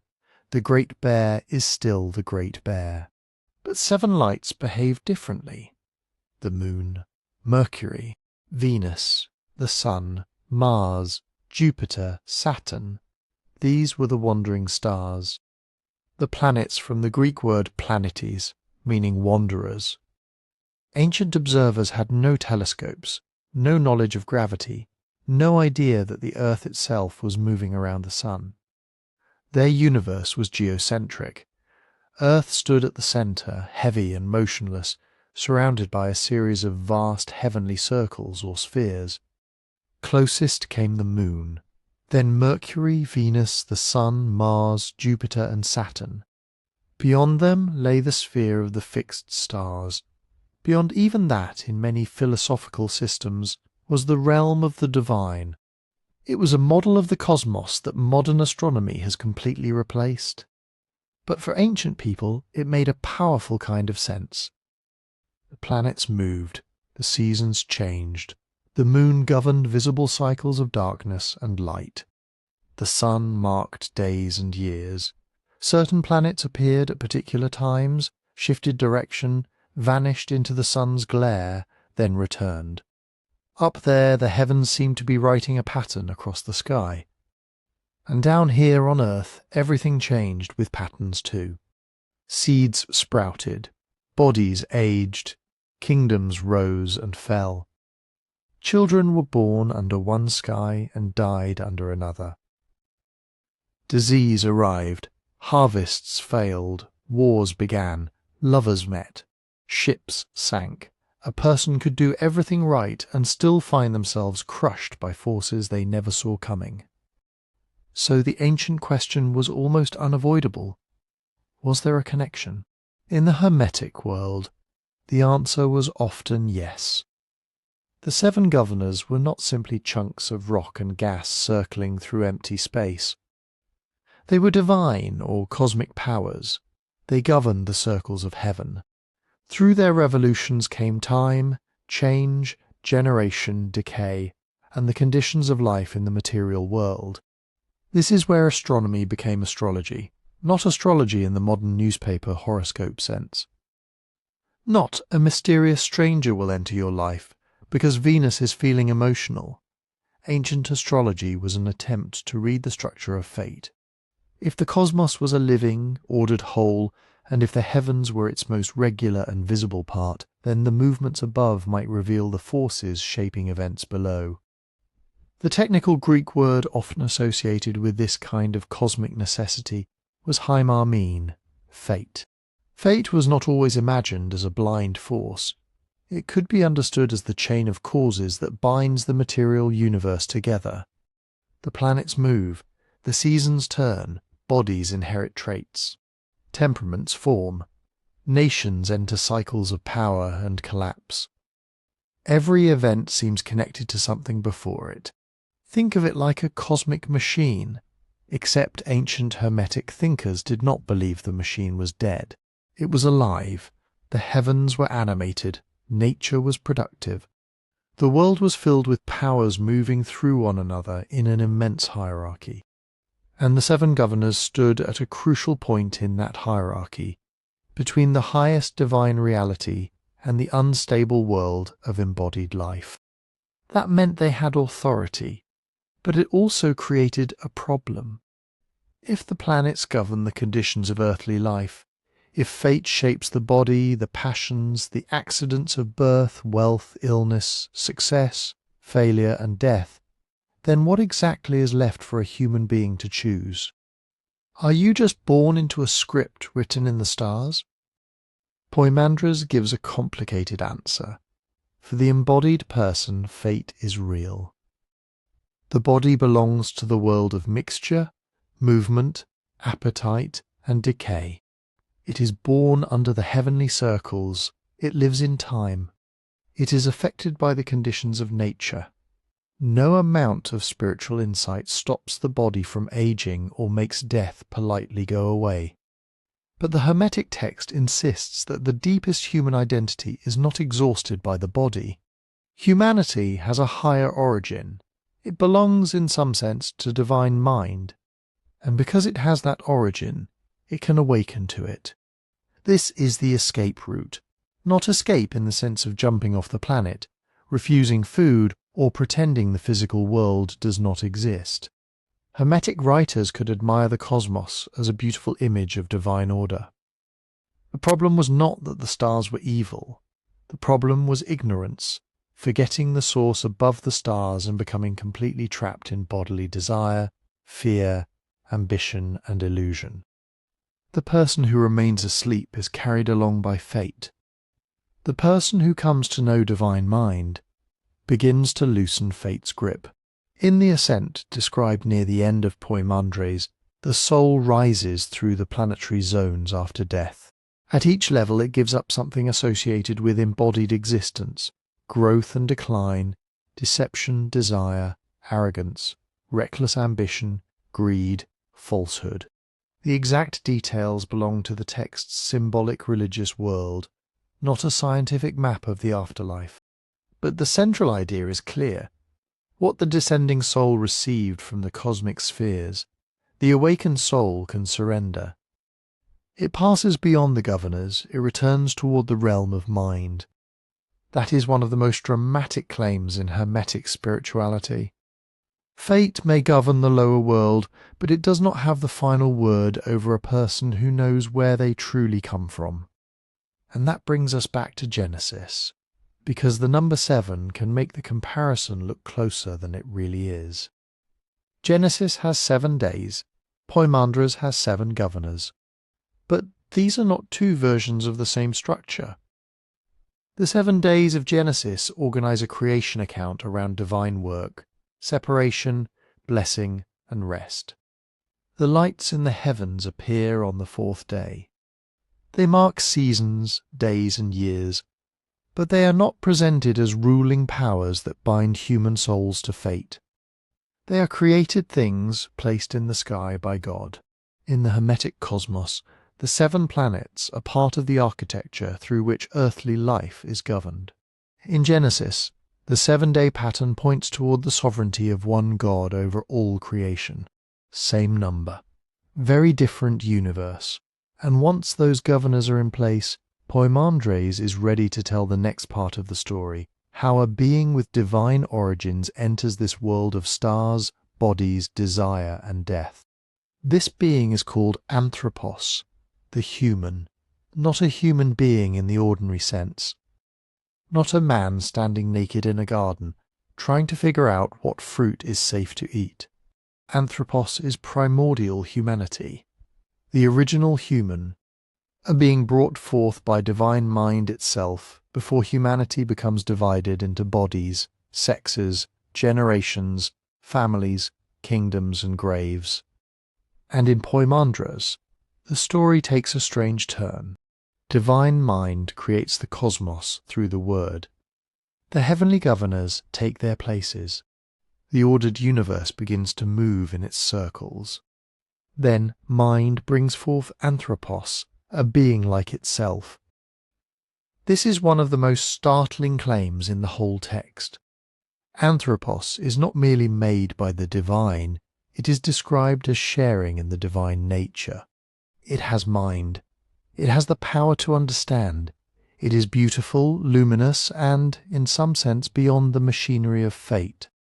The Supreme Mind loves this human because it recognizes its own image in it.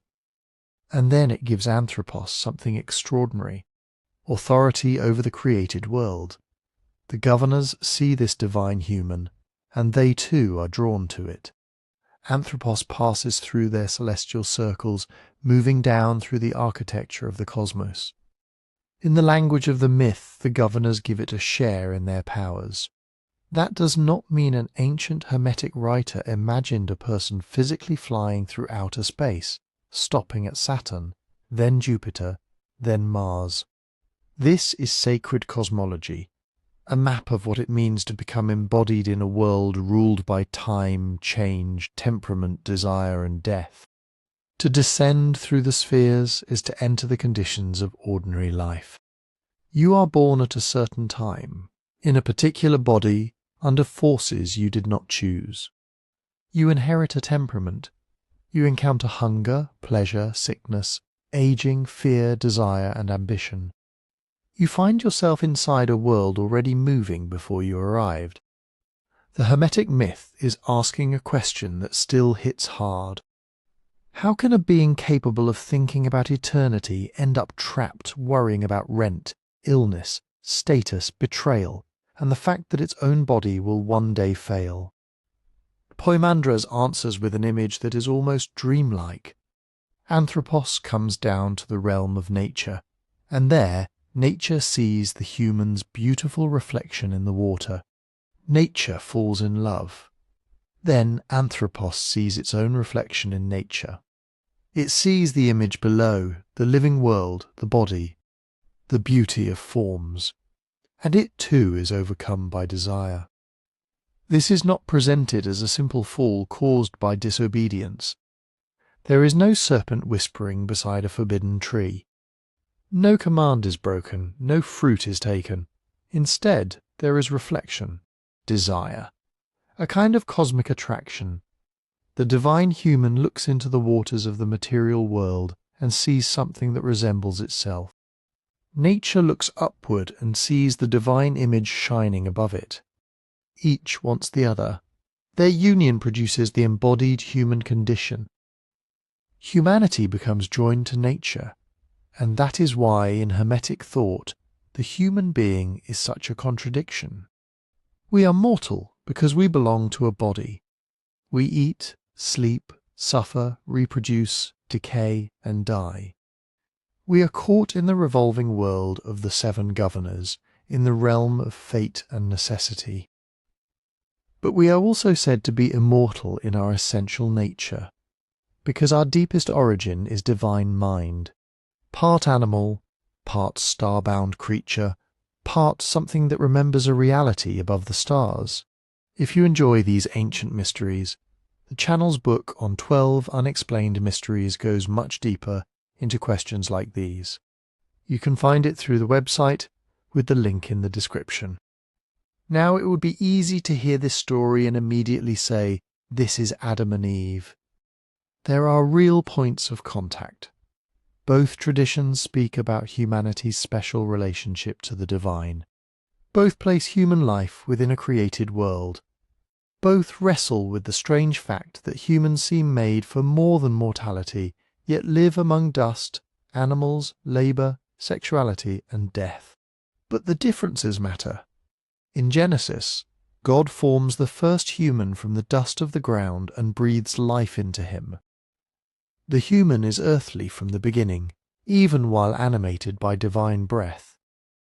Later, the Garden of Eden becomes the place of command, freedom, temptation, and transgression. In Poimandres, Anthropos begins above. The human is not first fashioned from earth. It originates in divine mind, then descends toward nature. Its embodiment comes through attraction and union, through the powerful pull of the lower world. Genesis tells a story about a creator, creatures, a garden, and a moral command. Poimandres tells a story about divine identity, cosmic descent, and spiritual forgetting. Those are not minor variations. They lead to very different ideas of what salvation, wisdom, and human purpose might mean. For Genesis, the central human crisis becomes bound up with obedience, sin, exile, and the relationship between humanity and God. For the Hermetic writer, the great crisis is ignorance. You forget what you are, you look only at the reflection in the water. You identify completely with the body, with appetite, with fear, with the endless pressure of fate. You become absorbed in nature and lose awareness of the mind from which you came. But the reflection can work both ways. It can trap you, or it can wake you up, because the same human being who is entangled in matter can still turn inward, recognize the divine source, and begin the long movement back toward it. That is the Hermetic paradox. The human being is both divine and mortal. Not half divine on good days and half animal on bad ones. Not a soul temporarily trapped in a body like a prisoner in a cell. The Hermetic texts are more complicated than that. You are a being with two levels of existence happening at once. At one level, you belong to the visible world. You have a body assembled from the same material processes as everything else below the moon. You need food. You feel pain. You are driven by sex, hunger, exhaustion, fear, pleasure, anger, and the constant pressure of time. Your body changes whether you approve of it or not. It grows, weakens, gets sick, and eventually returns to the elements from which it came. That is the mortal side. But Hermetic writers insist that this cannot be the whole story. A human being can understand the order of the cosmos. It can recognize beauty. It can ask why anything exists. It can contemplate the divine mind that made the world. And perhaps most importantly, it can become aware that it is aware. A stone cannot do that. An animal can be astonishingly intelligent, social, emotional, and adaptive. But in the Hermetic imagination, the human being has a special capacity. It can turn inward and ask what kind of thing it truly is. That capacity is the clue. The divine element in humanity is usually not described as your personality. It is not your job, your status, your memories, your preferences, or the story you tell about yourself to strangers. It is mind, Nuth, the power to know, the inner capacity through which the human being can recognize the divine order, and in recognizing it, recognize its own origin. This is why the Hermetic texts can sound almost impossibly optimistic about human potential. They describe the cosmos as magnificent, alive, and full of divine power, but they also say the human being has a unique place within it. Humanity is able to participate in both realms. We belong to nature because we have bodies. But we can know the source of nature because we share in mind. Think about how strange that is. You are made of material that will die. Yet you can think about eternity. You are subject to the movements of the heavens, the seasons, aging, luck, disease, and circumstance. Yet you can look at those forces and understand that they do not completely define what you are. The Hermetic authors did not deny fate. In texts like Poimandres, the 7 celestial governors shape the embodied world. They represent the great web of necessity, the conditions you're born into, the forces that act on you, the patterns that seem to repeat no matter how hard you try to escape them. But fate governs the mortal compound. It governs the body and the life caught in the cosmic machinery. It does not have the final word over the person who comes to know the divine. That does not mean a Hermetic initiate becomes physically invulnerable. No ancient text is promising that enlightenment lets you stop aging or walk away from death. The body still belongs to nature. It still follows nature's laws. The claim is more radical in another way. A person can stop mistaking the body for the whole self, and that begins with self-knowledge. Now, self-knowledge in the modern world often means identifying your feelings, examining childhood trauma, understanding your personality, or figuring out what career will make you happy. Those things can matter, but the Hermetic version goes much deeper. Who are you before all the labels? Before your family name, your social rank, your success, your failures, your physical appearance, your fears about the future?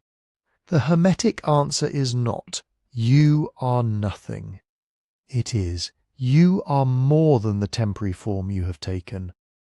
One famous Hermetic teaching puts it bluntly. If you do not make yourself equal to God, you cannot understand God. That line can sound arrogant. It sounds like a human being declaring itself divine in the most inflated possible sense. But that is not really the point. The text is not telling you to worship your ego. It is telling you that like is known by like. You cannot grasp the divine merely by collecting facts about it. You have to awaken the divine capacity within yourself. You have to become inwardly capable of seeing what has always been there. In that sense, knowledge is not just information, it is transformation. This is where the philosophical Hermetica moves beyond a creation story. Poimandres does not simply explain how the universe began, then close the book. The myth is aimed directly at the reader. The descent of Anthropos is your descent. The forgetting of the divine source is your forgetting. And the return is possible because something in you has never entirely lost its connection to that source. Hermetic teachers often describe this return as rebirth.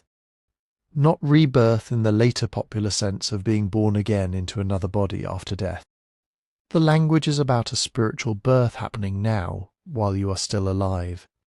A person is born from ignorance into knowledge, from confusion into understanding, from being ruled by uncontrolled passions into becoming ordered inwardly. This does not mean that bodily life is treated as evil. The Hermetica can speak with genuine reverence about the cosmos. The world is beautiful. Nature is divine in origin. The stars, elements, animals, plants, and living processes of the universe are all part of a sacred order. The problem is not embodiment itself. The problem is becoming completely drunk on embodiment. It is living as if hunger is all you are, as if wealth, pleasure, reputation, and survival are the only real things, as if the changing world is the final reality, and there is nothing in you that can see beyond its endless cycle of gain and loss. That is spiritual sleep, and awakening means remembering. In some Hermetic texts, the awakened person begins an ascent through the cosmic spheres after death. As the soul rises, it sheds the qualities associated with the planetary powers, compulsions, aggression, greed, deceit, arrogance, and the other burdens accumulated in embodied life. What remains is no longer the ordinary social self with all its earthly attachments. It returns toward the divine realm from which it came. We should be careful here. The Hermetica are not one perfectly unified system. They were written across different settings, and they do not all describe the soul's fate in exactly the same way. Later readers, especially in late antiquity and the Renaissance, often built larger spiritual systems around these passages. But the central pattern is clear enough. The human being descends into the world. The human being forgets. The human being can awaken, and through knowledge of God, cosmos, and self, the human being can become what it was meant to be. That is very different from a simple account of creation. A simple creation narrative asks, how did the world begin? Who made it? What came first? The Hermetic question is more personal and more unsettling. Why do you feel at home in a world that kills you? Why are you drawn toward pleasure, matter, and change, while also longing for truth, permanence, and something no earthly possession can satisfy? For the Hermetic writers, that tension is not a mistake in the story. It is the story. And once you see that, the creation account of Poimandres starts to look less like a tale about the distant past. It becomes a map of the human condition. But Poimandres is not the whole Hermetica.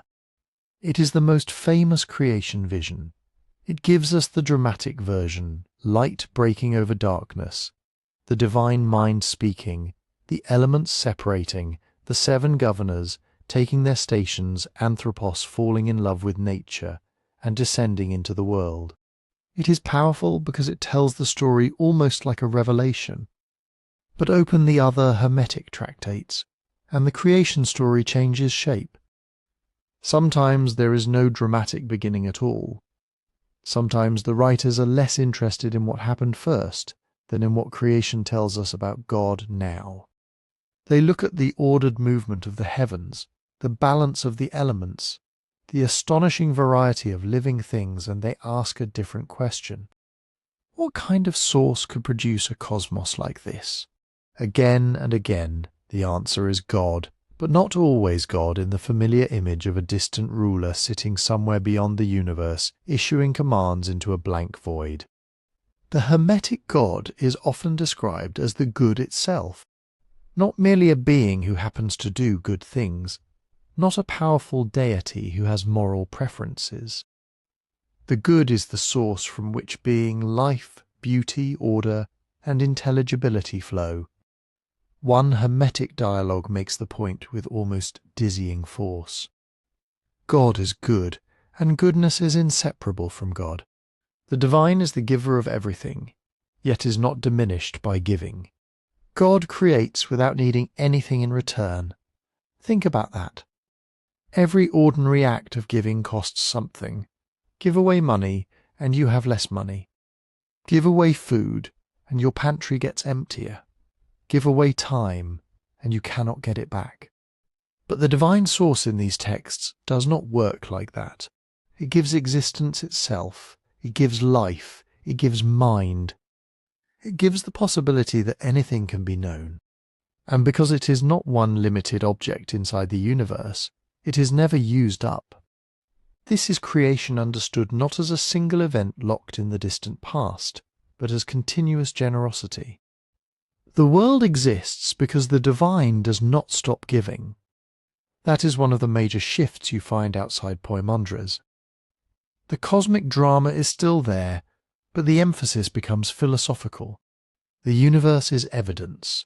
Its order points beyond itself. The stars follow their courses. Seasons return. Seeds become plants. Bodies are born, grow, decay, and feed new life. Water rises, falls, and returns. The same cosmos that can feel chaotic at the human level is, from this perspective, an immense living order. Not an accidental pile of matter, not a meaningless machine, a living image of the divine. Several Hermetic texts describe the cosmos as a great living being. The world is not God in the fullest sense. The distinction matters. But it is alive, beautiful, and saturated with divine power. The visible universe is sometimes called a second God, an image made by the first God, containing all living things within itself. That language can sound strange, even shocking, to later readers trained to separate creator and creation as sharply as possible. But in the Hermetic imagination, the cosmos is sacred because it reveals its source. To study nature is not automatically to turn away from God. It can be one way of approaching God, and humanity has a special role in that approach. Human beings are not just spectators looking up at a divine universe.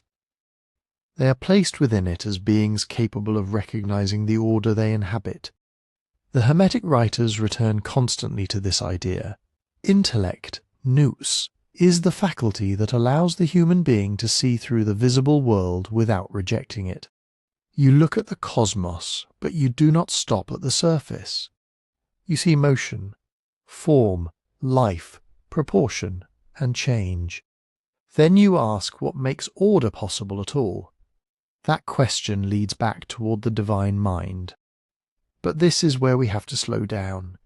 It would be easy to take a few memorable Hermetic passages, combine them into one seamless theology, and announce that the Hermetica taught one complete secret doctrine from the beginning. That is not what the evidence shows. The Hermetica are a collection. Different dialogues speak in different voices. Some are more mythic. Some are more philosophical. Some focus on inner rebirth. Some emphasize prayer, worship, astrology, fate, or the technical language of late antique philosophy. Their authors were not all trying to produce one official Hermetic catechism. They agree on major themes. God is transcendent and good. Mind is divine. The cosmos is ordered and alive.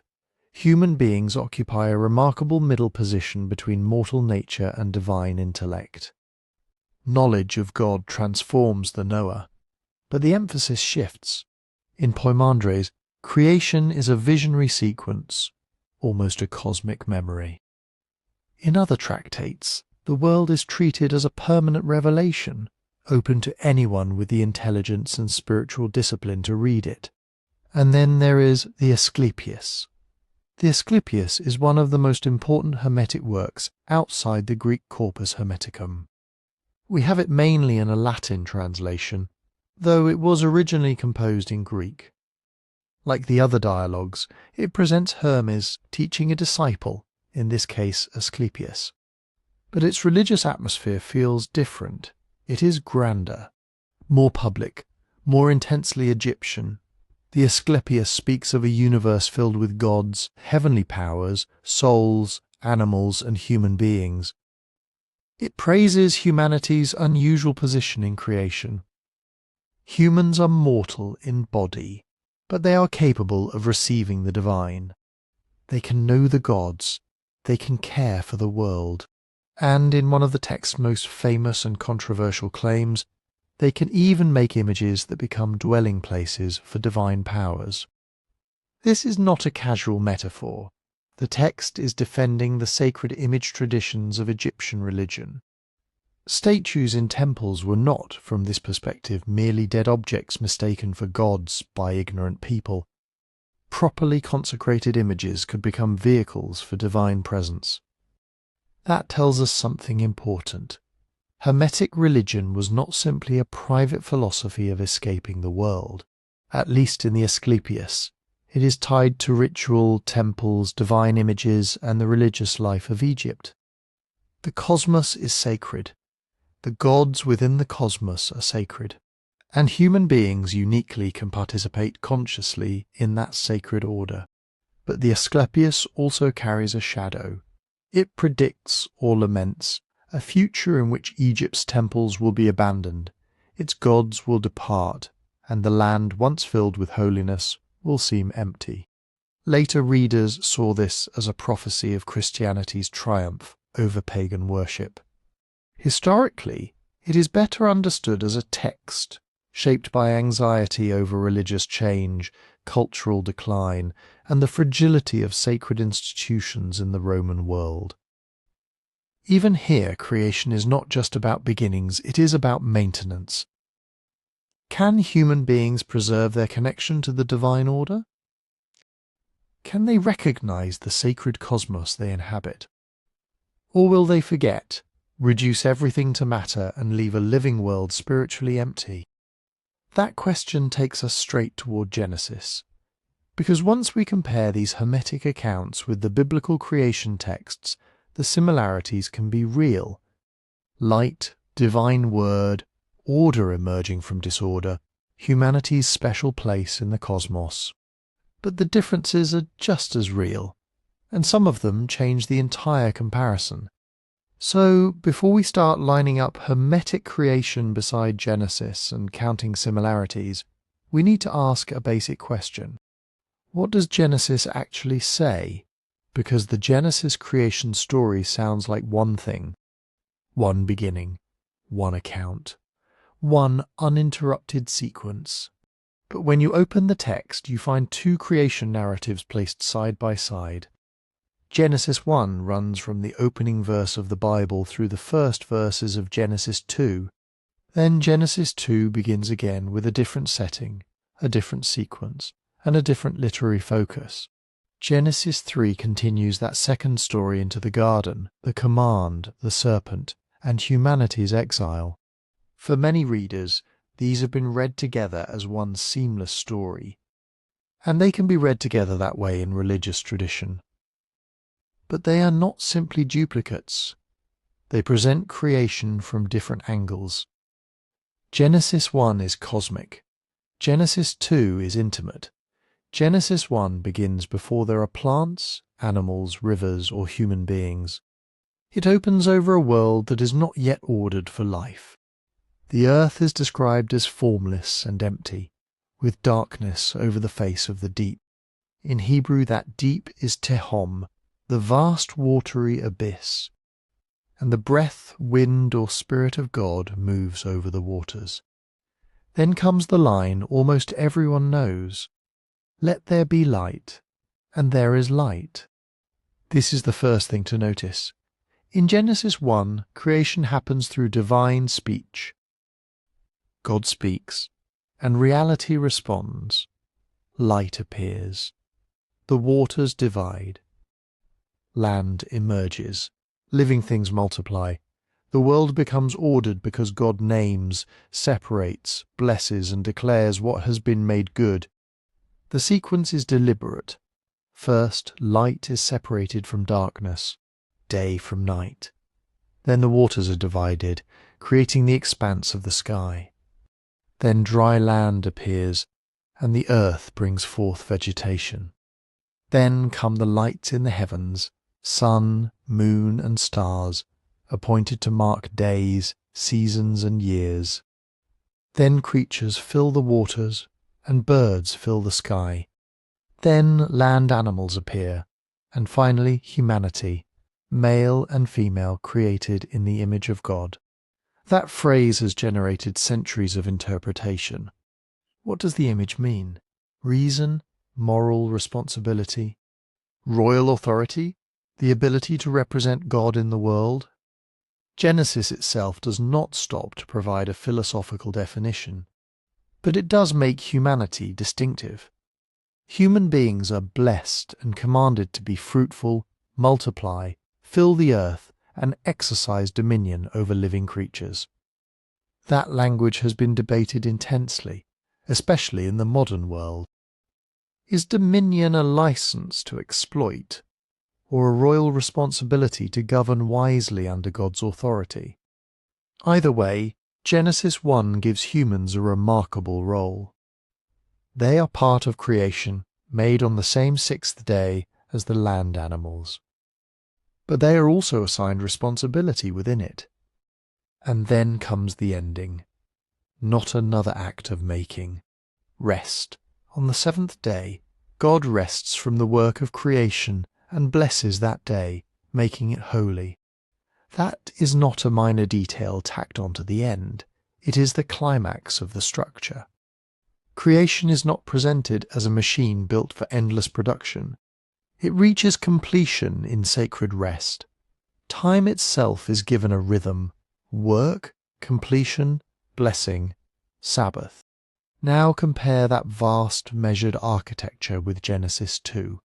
Here the camera, so to speak, moves close to the ground. There is no 7-day sequence, no cosmic schedule, no creation by repeated public decree.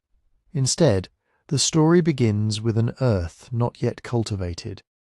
No shrub of the field has appeared, no plant has sprung up, because rain has not fallen, and there is no human being to work the soil. Then God forms the human from the dust of the ground. The Hebrew word Adam is connected to Adamah, ground or soil. The human is earthling, made from the earth, dependent on the earth, animated only when God breathes into his nostrils the breath of life. This is not humanity viewed from the stars. This is a creature with dirt on its hands and divine breath in its lungs. God plants a garden in Eden and places the human there to work it and keep it. Trees grow in the garden, beautiful to look at and good for food. At its centre stand two especially significant trees, the tree of life and the tree of the knowledge of good and evil. Then comes a command: the human may eat from every tree except one.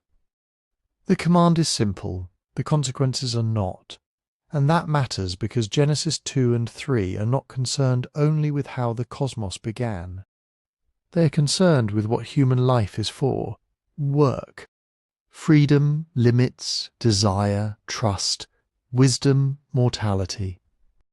The animals enter this story in a different way too. God forms creatures of the field and birds of the air and brings them to the human to see what he will call them. Naming becomes an act of recognition. The human encounters the living world, but among the animals finds no corresponding partner. So woman is formed from the human side. The language is symbolic and densely debated, but the narrative point is clear enough. Human life is not meant to be solitary. The man recognizes the woman as his own flesh and bone.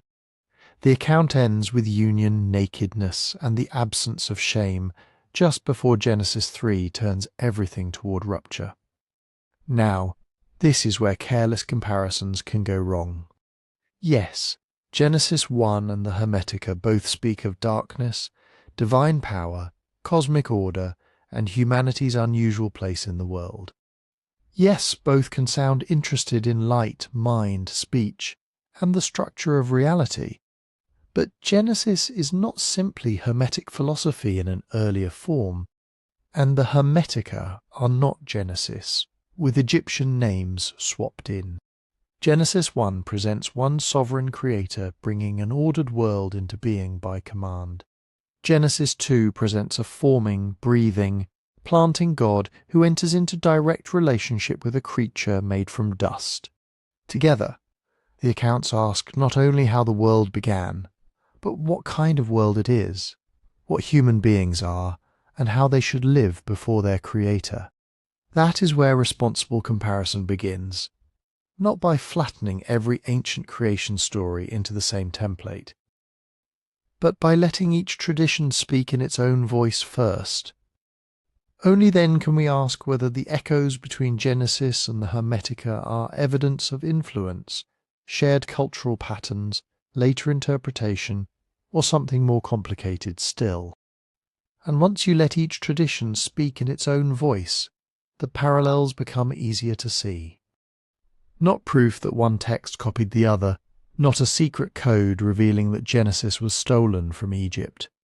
Something more interesting than that, two ancient attempts to answer the same enormous question. How does a world that looks ordered emerge from a beginning that looks like darkness, depth, and confusion? Start with water. Genesis opens with darkness over the face of the deep. The earth is unformed and empty. Beneath everything is Tehom, the watery abyss. Then the spirit or wind of God moves over those waters. In the Hermetic Poimandres, the vision begins with a darkness described as wet and chaotic, a kind of primal moisture. Then light appears, and from light comes a sacred word, the Logos, which brings motion, distinction, and order into what had been undifferentiated. The language is not identical, the ideas are not identical either. But the pattern is familiar. Before the world becomes a place where humans can live, it is a world of darkness and waters, not yet organized, not yet divided into sky, land, time, animals, and people. Then something divine acts upon that unformed state. Boundaries appear. The cosmos becomes intelligible. Light is especially important in both accounts. Genesis says, "Let there be light." The Hermetic vision describes light as present before the visible cosmos has taken its finished form. Light is connected with divine mind, with revelation, with the source from which the ordered world unfolds. And that can sound very close to Genesis at first. In both, light comes before the familiar lights of the sky, before sun and moon are assigned their functions in Genesis, before the completed cosmic machinery emerges in the Hermetic account. That is a striking shared instinct. Light is not just one more object in the universe. It is the condition that makes order visible. It separates. It reveals. It turns a dark, undefined beginning into a world that can be known. But then we hit an important difference even inside the similarity. In Genesis, God speaks light into being by command. Let there be, and there is. The gap between creator and creation remains absolute. God does not struggle with the waters. He does not shape the universe out of a rival divine substance. He commands, and the world obeys. In the Hermetica, the Logos is more than a spoken instruction. It is divine word, yes, but also a living principle of cosmic order. It proceeds from divine mind. It helps organize the elements. It is woven into the structure of reality itself, so both traditions connect creation with something like divine speech, but they mean it in different ways. Genesis gives us the authority of a sovereign God, whose word accomplishes what it declares. The Hermetica gives us mind and word as the intelligible power through which the cosmos becomes ordered, animated, and knowable. One is a command, the other is almost a cosmic expression of divine intelligence. and yet both are pushing against the same terrifying possibility.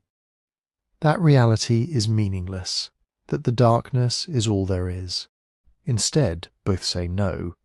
The world has structure, it has pattern. It has a source beyond blind accident. The universe can be understood because, in some sense, intelligence is built into its beginning. Then there is humanity. This is where the comparison becomes especially powerful. Genesis says, humanity is made in the image of God. The phrase is brief, but its implications are enormous. Human beings are creatures. They are made from the earth. They eat, reproduce, work, die, but they are also assigned a unique role. They represent divine authority within creation. They are given responsibility. They are blessed. They are addressed. In the Hermetic account, the Anthropos, the primal human, has an even more dramatic origin. Humanity is closely related to the divine realm. The human being has a connection to mind, to the heavenly powers, to the source above the material world. But then humanity descends. It becomes entangled with nature, embodiment, desire, fate, and mortality.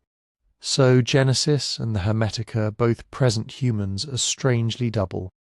We belong to the world, but we are not only of the world. In Genesis 2, the human is dust animated by divine breath.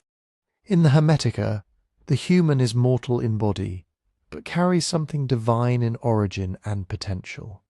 Different stories, different theology, but the same deep human intuition. You are not just mud, but you are not free from mud either. You can look at the stars, ask what they are, build cities, write poems, make laws, betray your friends, bury your dead, and wonder why you are here. Ancient creation stories were trying to explain that impossible combination. Why are humans so vulnerable, so animal, so temporary, and yet capable of reason, moral choice, spiritual longing, and the search for truth? The broader pattern goes far beyond these two traditions. Across Egypt, Mesopotamia, the Levant, Greece, and the wider ancient Mediterranean, creation stories often begin with some version of disorder. Waters, darkness, a formless expanse, a mixture of elements, an abyss before boundaries. Then comes separation, heaven from earth, land from water, light from darkness. Gods from primordial conditions, humans from earth, clay, blood, breath, or divine intention.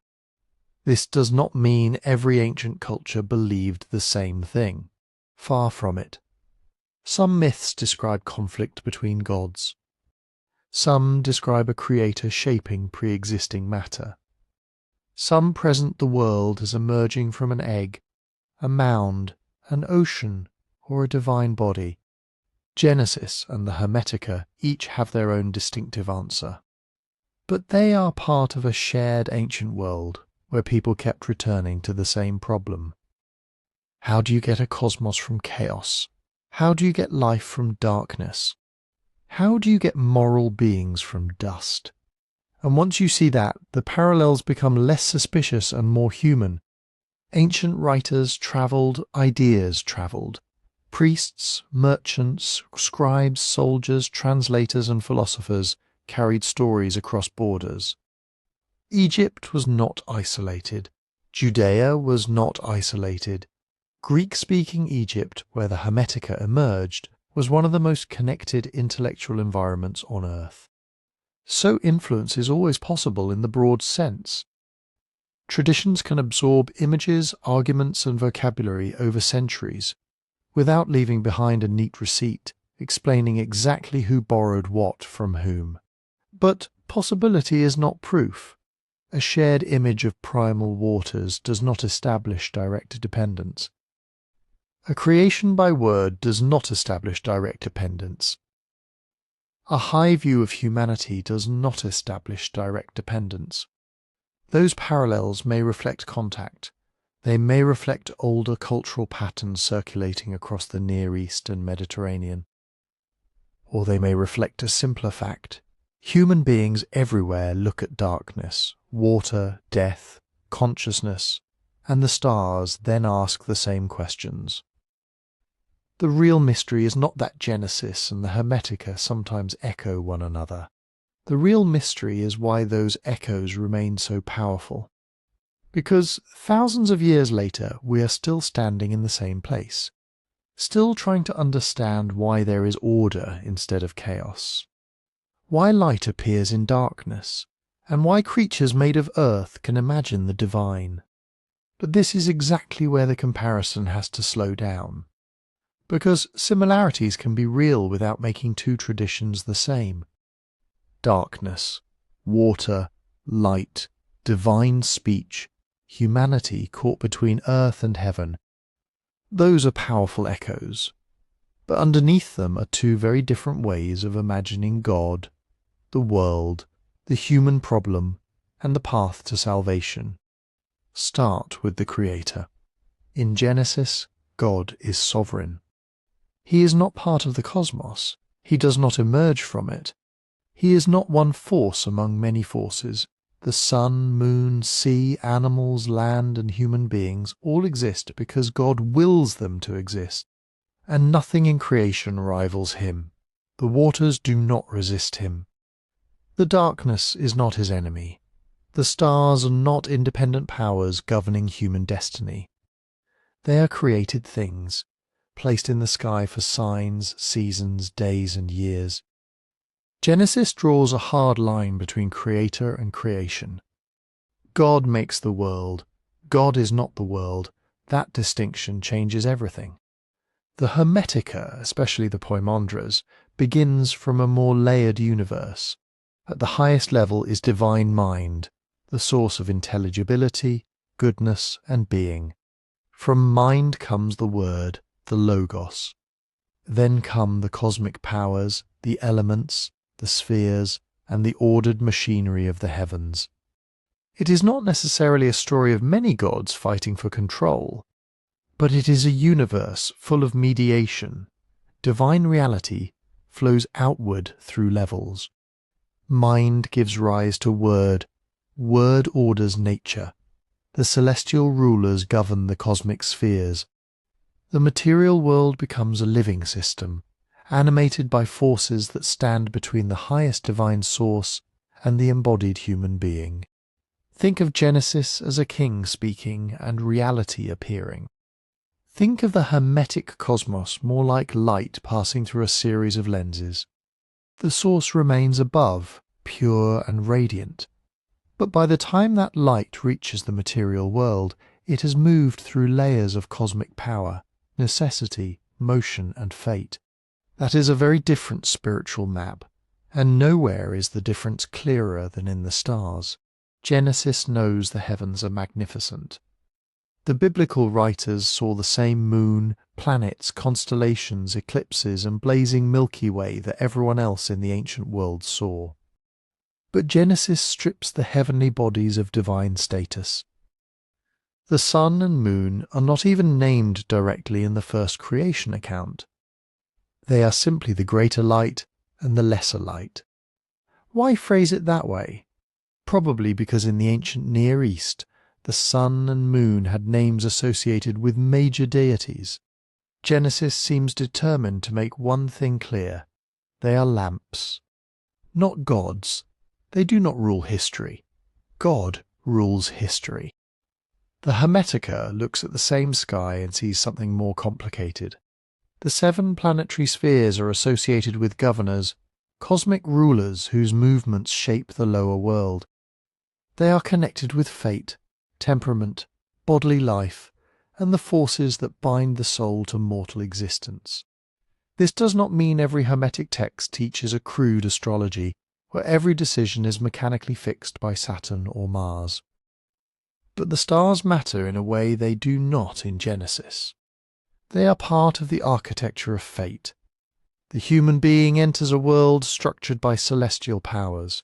Birth, desire, fear, anger, appetite, mortality, and circumstance all belong, in some sense, to this cosmic order. And salvation means learning how not to be trapped by it. That brings us to the central drama of the Hermetic world. In Genesis, humanity begins in a garden. The first humans are made by God, placed in a good creation, given food, work, relationship, and a command. The crisis comes through disobedience. They reach for forbidden knowledge, break trust, and are expelled into a world of toil, pain, and death. The story is moral, relational, and covenantal. The deepest problem is not simply that humans have bodies. It is that humans fail to live rightly before God. They distrust, they disobey, they hide, they blame. And throughout the Bible, the answer is not escape from the created world. It is restoration within it. God makes covenants. God calls families and nations. God gives laws. God judges injustice. God promises renewal. Even the final hope is not merely for souls floating away from matter. It is often imagined as a restored creation, a healed earth, a renewed relationship between God, humanity, and the world. The Hermetic drama feels different. Humanity's problem is entanglement. The Anthropos descends into nature. It becomes joined to a body. It becomes subject to desire, sensation, generation, decay, and the turning wheel of the celestial spheres. Matter itself is not always described as evil in the Hermetica. The cosmos can be beautiful. It can be divine in its order. Nature is alive, marvellous, overflowing with signs of intelligence. But embodiment is dangerous because the body can make the human being forget what it really is. A person becomes absorbed in appetite, wealth, pleasure, status, fear, and the immediate pressures of mortal life. They identify completely with the temporary thing. The Hermetic teacher says, "Wake up. You are not only this body. You are not only the story fate writes into your flesh. You carry a kinship with divine mind, and knowledge, real knowledge, transforming knowledge is the beginning of ascent." This is another major difference. In Genesis, knowledge is not automatically salvation. In the garden story, the desire to seize knowledge on one's own terms is part of the disaster. Wisdom matters deeply in the biblical tradition, of course. But wisdom begins with reverence for God, obedience, justice, and humility. You do not save yourself by discovering a hidden divine identity. You live by responding faithfully to the God who calls, commands, judges, and shows mercy. In the Hermetica, spiritual knowledge is much closer to liberation. To know the divine source is to remember where you came from. To understand the cosmic prison is to begin loosening its chains. The soul rises by shedding the passions and powers associated with the lower world, moving beyond fate toward divine life. Genesis asks, will you trust God? The Hermetica asks, will you awaken to what you are? Those questions can overlap, but they are not interchangeable. One is centered on covenant, obedience, history, and the Creator's relationship with a people. The other is centered on revelation, inner transformation, cosmic ascent, and the soul's recovery of divine knowledge. So when someone says the Hermetica describes creation before Genesis ever began, the claim sounds dramatic. But the evidence points somewhere else. The Hermetica may preserve Egyptian themes.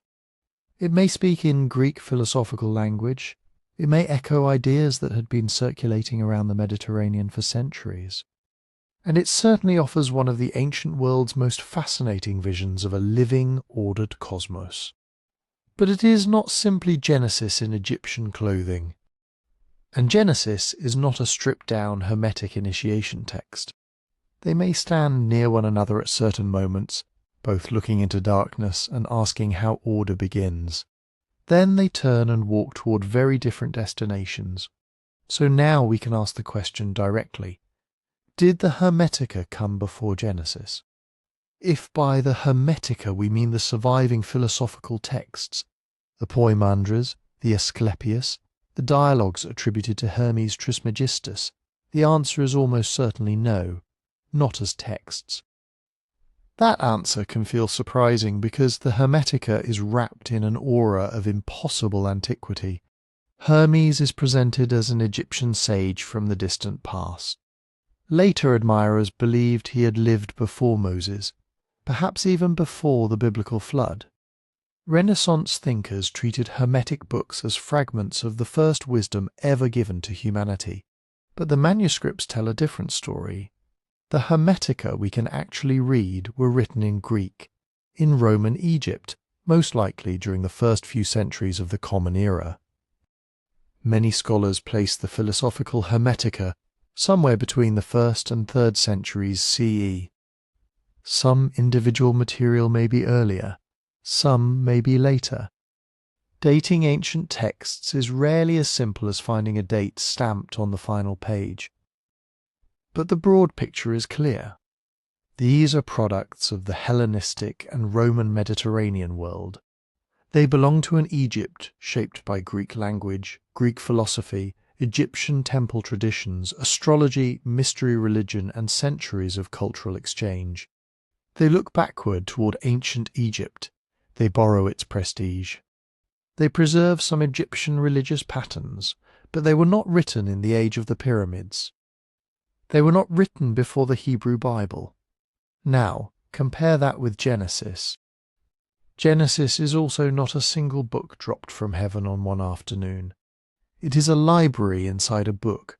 Its stories were transmitted, shaped, edited, and brought together across generations. The patriarchal traditions, the garden story, the flood, the tower, the genealogies, the creation account, these materials have long and complicated histories. Scholars disagree about the exact dates, sources, and editorial process. But Genesis reached something close to its present form many centuries before the philosophical Hermetica were composed. The final shaping of the Pentateuch is often connected to the Babylonian exile and Persian period, roughly the 6th through 5th centuries BCE. Some parts may preserve older oral traditions. Some sections may have been written or revised during the exile. Others may have developed over time in ways scholars still debate. There is room for debate around the edges. There is not much room for reversing the entire timeline. Even if you take a relatively late date for the final composition of Genesis, you're still looking at a text formed hundreds of years before the Poimandres and the major Hermetic dialogues. Think of it like this. Genesis belongs to the world of ancient Israel, Judah, Babylonian exile, Persian rule, and the early Second Temple period. The Hermetica belongs to a world where Alexander the Great had already conquered Egypt. Greek had become a language of learning, Rome ruled the Nile Valley, and Plato's ideas had been debated for centuries. That is a massive gap. So why do people keep saying Hermetic creation ideas are older than Genesis? Because there is a smaller truth inside the larger misleading claim. Egyptian religious ideas are extremely ancient. Long before Genesis took its final written form, Egyptians were already telling creation stories. Priests at Heliopolis spoke of the first mound rising from the primordial waters. The god Atom brought forth the first divine generations. At Memphis, Ptah creates through heart and tongue, through thought and speech. At Hermopolis, primeval forces exist before the ordered world emerges. These traditions go back deep into Egyptian history. In some cases, their surviving written evidence reaches into the 3rd millennium BCE, and the ideas themselves may be older than the texts that preserve them. Dark water before creation, a first emergence, divine speech, cosmic order rising from chaos, a human world embedded in a sacred universe. Those motifs existed in Egypt long before the Hermetica, and long before the biblical texts reached their final form. But this is where the distinction matters. Ancient Egyptian religion is not identical to Hermetic religion. The Hermetica are later works that reinterpret Egyptian sacred authority through Greek philosophical language. They are not a direct transcript from the temples of Old Kingdom Egypt. They are a fusion, Egyptian in setting and symbolic inheritance, Greek in literary language and intellectual framework, Mediterranean in the world they inhabit. So it is possible to say that some ingredients behind Hermetic thought are older than Genesis. That is true. It is not accurate to say that the Hermetic creation texts themselves came before Genesis. That is the claim that falls apart. And it matters because text-to-text influence requires more than shared themes and impressive age. You need a plausible chronology. You need channels of transmission. You need evidence that one tradition knew the other, borrowed from the other, or developed in response to the other. Without that, similarities can tell us something important, but not necessarily what people want them to tell us. They can reveal a shared ancient world, a world where people from Egypt to Mesopotamia to Israel looked at darkness, water, sky, death, birth, and the terrifying fact that anything exists at all, then built stories to make sense of it. Genesis and the Hermetica both preserve part of that human conversation. But one is not simply the earlier draft of the other. The Egyptian ideas behind some Hermetic themes may be far older. The surviving Hermetic philosophical writings are later, and the claim that Hermes described creation before Genesis ever began? That is less history than legend, a legend with a fascinating origin of its own. But that still leaves a more serious question. If the Hermetica itself did not shape Genesis, could older Egyptian creation traditions have influenced the biblical world?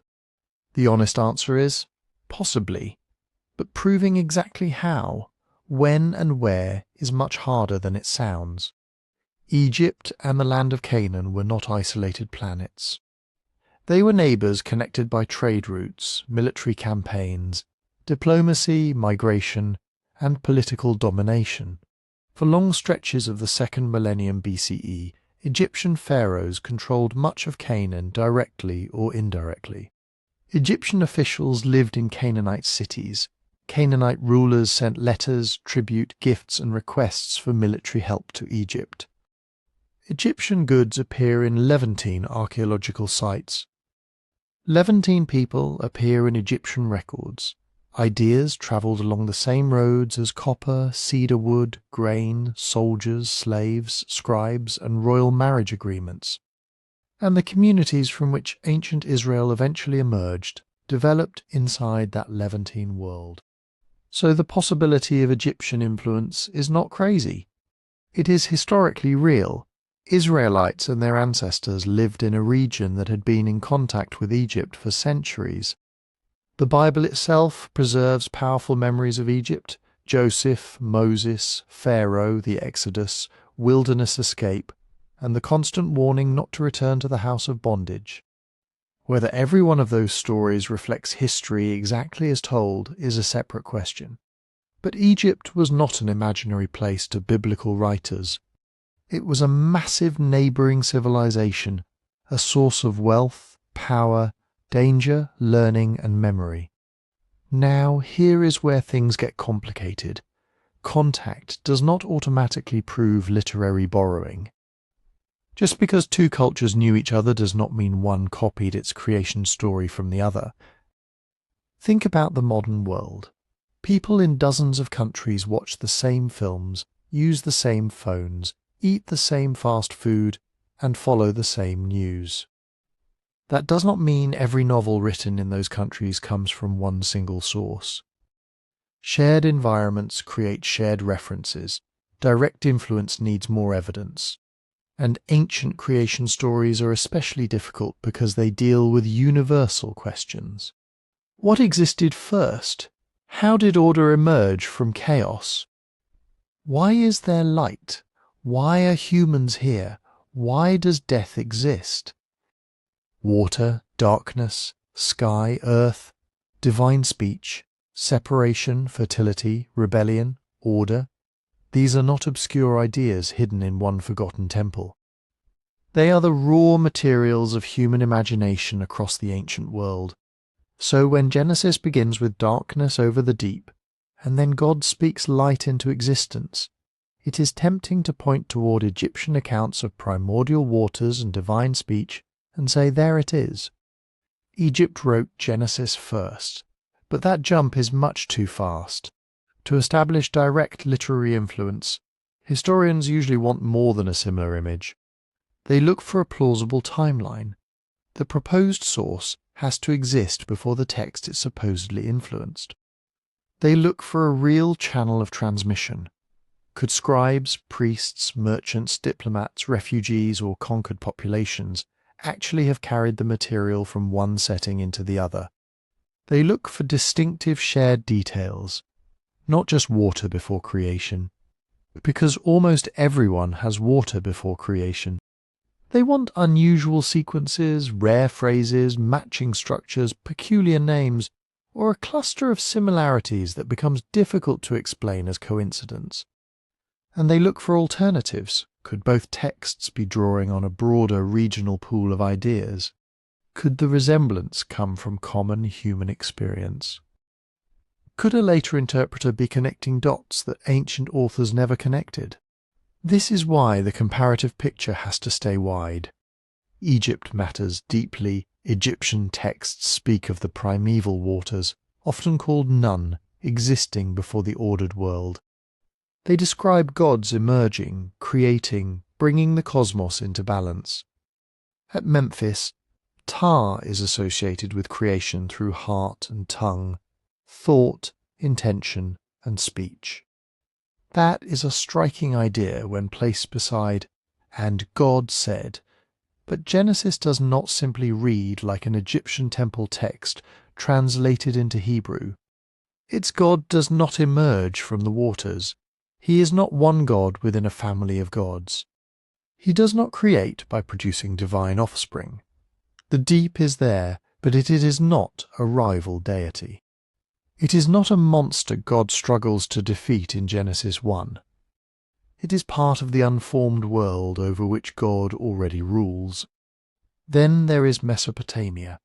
For many scholars, Mesopotamian comparisons are at least as important as Egyptian ones, especially because Israel and Judah had intense contact with Assyria and Babylon. The Babylonian exile in the 6th century BCE placed Judean elites directly inside one of the great centers of Mesopotamian learning and imperial power. Mesopotamian creation traditions include primordial waters, divine conflict, cosmic ordering, and the making of humanity.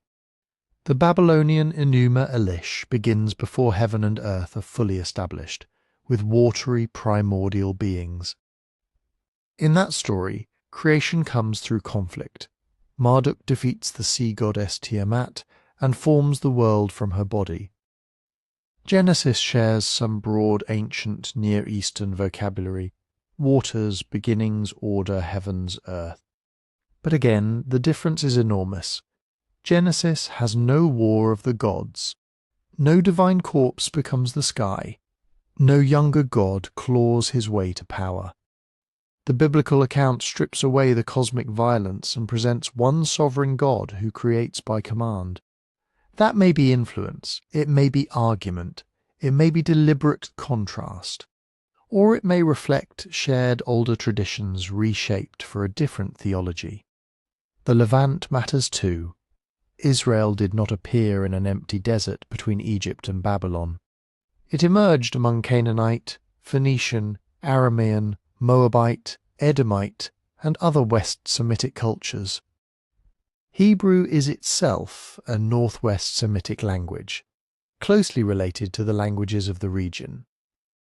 Biblical poetry sometimes preserves imagery of divine victory over the sea monsters and chaos, forces that resembles broader Canaanite and Mesopotamian patterns. This does not mean Genesis 1 is secretly a Canaanite myth with the labels removed. It means biblical writers were speaking in a language world already full of ancient religious images. They could inherit them, reject them, transform them, or turn them against their neighbours' gods. And then, much later, Greek thought enters the story. Greek philosophical ideas shaped the Hermetica profoundly. They also shaped some later Jewish interpretation, especially in the Hellenistic period. But Greek influence is not the best explanation for the basic formation of Genesis 1. Genesis was already established long before the Hermetic writings of Roman Egypt. The direction of influence cannot simply be reversed because the later text sounds philosophical. So could Egypt have influenced biblical creation traditions? Yes, in the broad sense that Egypt belonged to the cultural world around Israel. Egyptian ideas, symbols, religious practices, political power, and scribal traditions were available across the eastern Mediterranean. It would be surprising if centuries of contact left no trace at all. But can we point to Genesis 1 and confidently say, this sentence came from that Egyptian text? No, the evidence is not that clean. What we can say is more interesting than a simple copying story. Genesis was composed in conversation with a crowded ancient world. Egypt was one voice. Mesopotamia was another. The Levant was the immediate cultural ground beneath Israel's feet. And later Greek ideas helped shape the world in which the Hermetica reimagined Egyptian wisdom. The biblical creation account may carry ancient echoes from all around it, but it arranges those echoes into something distinctive. One God, no rival, no cosmic battle, no divine genealogy, no material beyond his command. Not a borrowed myth repeated word for word, a radical reworking of the world its authors inherited. But the story does not end with ancient Egypt, biblical Israel, and Roman-era Greek texts. Because for more than 1,000 years, much of Western Europe had barely encountered the Hermetica at all. Then, in Renaissance Italy, Hermes came back. And when he came back, people thought they had recovered the voice of a man older than Moses. Picture Florence in the 15th century. This was a city obsessed with ancient knowledge. Wealthy patrons were collecting Greek manuscripts. Scholars were learning languages that much of Western Europe had forgotten. Plato, Aristotle, Greek mathematics, ancient medicine, Jewish mystical texts, Christian theology, Egyptian monuments, all of it seemed to be pointing backward toward a lost age when humanity supposedly knew more than it knew now. Not more technology, more truth. A truth about God, the soul, the cosmos, and humanity's place within it. In 1460, a Greek manuscript reached Florence, containing a collection of Hermetic treatises. It was brought from Macedonia by a manuscript hunter named Leonardo da Pistoia, working for Cosimo de' Medici, one of the richest and most powerful men in Europe. Cosimo had already hired the scholar Marsilio Ficino to translate Plato into Latin. But when the Hermetic manuscript arrived, the story goes, Cosimo gave Ficino a new order. Put Plato aside. Translate Hermes first. That decision tells you everything about what Renaissance thinkers believed they had found. Ficino completed a Latin translation of the Hermetic collection, usually called the Corpus Hermeticum in the early 1460s.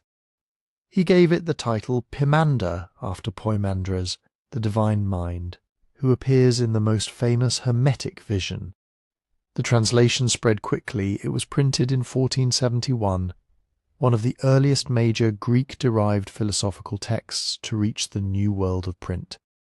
Suddenly, European readers could encounter Hermes Trismegistus, not as a distant name in scattered quotations, but as an ancient teacher speaking directly about creation, divine mind, the stars, fate, and the ascent of the soul. And they were electrified. Why? Because Ficino and many of his readers believed Hermes Trismegistus was unimaginably ancient. They did not see him as the legendary fusion of Greek Hermes and Egyptian Thoth, or as a symbolic authorial name attached to texts written by different people over centuries. They imagined a real Egyptian sage, a priest, a philosopher, a prophet, someone who had lived before Greek philosophy, before pagan corruption, perhaps even before Moses. Some Renaissance chronologies placed Hermes just before Moses. Others placed him alongside Abraham. The exact dates shifted, but the central idea remained the same. Hermes belonged to the first age of the world, close to the original revelation given to humanity. This was called Prisca Theologia, ancient theology. The belief that beneath the different religions of the world lay one primordial wisdom. God had revealed it at the beginning. Figures like Hermes, Zoroaster, Orpheus, Pythagoras, Plato, and Moses had preserved pieces of it in different languages and cultures. Think of it like a shattered mirror. Each ancient tradition held a fragment. Christianity, in this view, was not simply one religion among many. It was the fullest restoration of the original truth. But pagan sages, especially Hermes, had caught reflections of that truth long before Christ, and the Hermetica seemed to support the idea. They speak of one supreme God. They describe God as beyond ordinary human language. They speak of divine mind, the creation of the cosmos, the spiritual dignity of humanity, and the possibility that the soul can return toward its source. To Christian Renaissance readers, this could sound almost prophetic. Some even believed Hermes had anticipated Christian teachings. The passages were not identical to the Bible, far from it. But once readers assumed Hermes had lived before Moses, every resemblance became explosive. Here was Egypt, supposedly speaking of the one God before Israel. Here was Hermes, supposedly describing divine word before John's Gospel.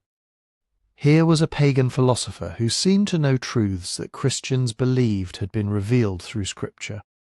But there was one enormous problem. The chronology was wrong. Not maliciously wrong, not foolishly wrong by the standards of the time. Renaissance scholars did not yet have the tools needed to date these texts accurately. They had manuscripts, quotations, traditional claims, and inherited chronologies. What they did not have was the full history of late antique philosophy, Egyptian religion, Greek language development, and early Christian intellectual debate laid out in front of them. That changed in 1614. A French scholar named Isaac Casaubon examined the language and ideas of the Corpus Hermeticum closely. He argued that these works could not have come from the age of Moses or from deep pharaonic antiquity. Their Greek was too late. Their philosophical vocabulary belonged to the Hellenistic and Roman world. Their ideas sounded like the religious and intellectual environment of the first centuries of the Common Era. In other words, they were ancient, but not that ancient. Casaubon did not prove the exact date of every Hermetic text. Scholars still debate individual works, sources, and layers of tradition. Egyptian material may lie behind some ideas. Older religious concepts certainly survived into the texts. But the Corpus Hermeticum, as we have it, is generally understood as a product of Roman Egypt, composed centuries after the oldest parts of the Hebrew Bible. That discovery changed the history of ideas. It meant the Hermetica could no longer be treated as a direct witness to humanity's first revelation. It could not be evidence that Egyptian sages described creation before Genesis existed. The texts were not primeval records from the dawn of civilization. They were brilliant late antique reflections on much older questions. But myths do not disappear just because scholars revise a date. The Renaissance image of Hermes as keeper of a secret pre-Mosaic revelation still has enormous power. It survives in occult traditions, esoteric movements, modern spiritual writing, conspiracy claims, and viral arguments about forbidden ancient knowledge. And that is why people still say the Hermetica came before Genesis. They are often repeating a Renaissance dream, a dream born in Florence, when a newly recovered manuscript seemed to open a door into the first dawn of human wisdom. But once that Renaissance dream falls away, something more interesting comes into view. Because the Hermetica do not need to be older than Genesis to matter. They do not need to be secret records from the first Egyptian dynasty. They do not need to prove that one tradition copied another. They do not need to validate the Bible or be validated by it. They matter because they show human beings, in a different language and a different world, wrestling with the same enormous question. What does it mean for anything to exist at all? Why is there order instead of chaos? Why does the universe seem intelligible? Why can the human mind look out at the stars, measure their movements, name the elements, ask where it came from, and somehow feel that it belongs to a reality larger than itself? Genesis answers these questions in one way. The Hermetica answer them in another. In Genesis, creation begins with God. God speaks. Light appears. Waters are divided. Dry land emerges. Living things fill the world. Humanity is made in the image of God and given a role within creation. The Hermetica also begin with a reality beyond ordinary human categories. In the Poimandres vision, divine mind confronts darkness, moisture, and disorder. Then comes the word, then the cosmos takes shape, the elements are arranged, the heavens move, humanity enters the world, carrying both a mortal body and a connection to the divine. These are not the same story, but they are asking questions close enough that the comparison is worth making. Both traditions look at a world that can feel dangerous, unstable, and overwhelming, and insist that it is not meaningless. That matters. Imagine living in the ancient Mediterranean world. You have no modern astronomy, no weather forecast, no microscope, no electricity, no way to know whether a plague is coming until people around you begin dying. The Nile can fail, harvests can collapse, empires can invade. A ruler can fall, a city can burn, and everything you thought was permanent can vanish in a season. In that kind of world, creation is not just a story about the distant past. It is a claim about the present. It says the darkness is not all there is. It says the waters have boundaries. The sky has patterns. The seasons return. Life has a place. And human beings are not simply thrown into a random universe with no role to play. For the writers of Genesis, that role involves responsibility. Humanity is made from the earth, but also in God's image. Humans are given power over the living world, but that power is never supposed to mean pure exploitation. The biblical story places human beings inside creation, under God, accountable for what they do. The Hermetica frame the responsibility differently, but the pressure is still there. The human being in Hermetic thought is extraordinary. Anthropos is linked to the divine mind. Humanity can know the cosmos because something in the human mind corresponds to the intelligence woven through the cosmos. But that dignity comes with a danger. Humans can become trapped in appetite, trapped in the movements of fate, trapped in the illusion that the material world is all that exists. The Hermetic task is not to reject the cosmos as evil. The cosmos is often described as beautiful, living, and divinely ordered. The task is to understand where you stand within it, to wake up, to remember that being alive is not the same thing as being aware. That may be the most enduring idea in the Hermetica. Creation is not merely an event that happened once. It is something the human mind has to recognize. The ordered universe becomes meaningful when a person sees it as ordered. The divine is not just somewhere above the sky. It is reflected in the structure of reality, in life, in mind, and in the human capacity to know. Now that is a philosophical claim, not a scientific one.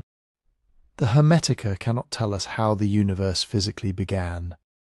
Genesis cannot function as a modern cosmology either.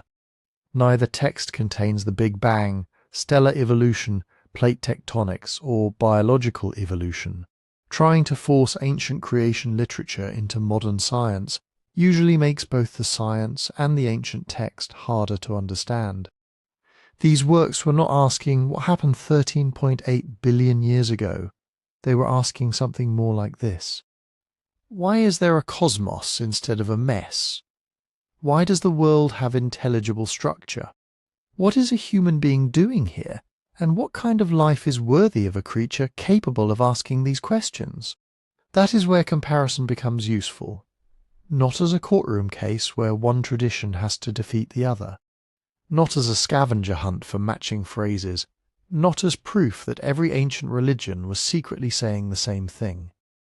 The similarities are real: light, water, divine speech or divine word, cosmic order, humanity's special status. These themes appear across the ancient Near East and Mediterranean because people shared environments, borrowed ideas, argued with neighbours, translated concepts across languages, and faced the same basic mysteries. But similarity does not automatically prove direct borrowing. Two traditions can use light as a symbol without one copying the other. Two creation accounts can begin with watery chaos because water is ancient, powerful, life-giving, and terrifying. Two communities can describe humans as uniquely connected to the divine while meaning radically different things by it. Historically, the most likely conclusion is clear. The oldest biblical creation traditions are earlier than the Hermetic texts we possess.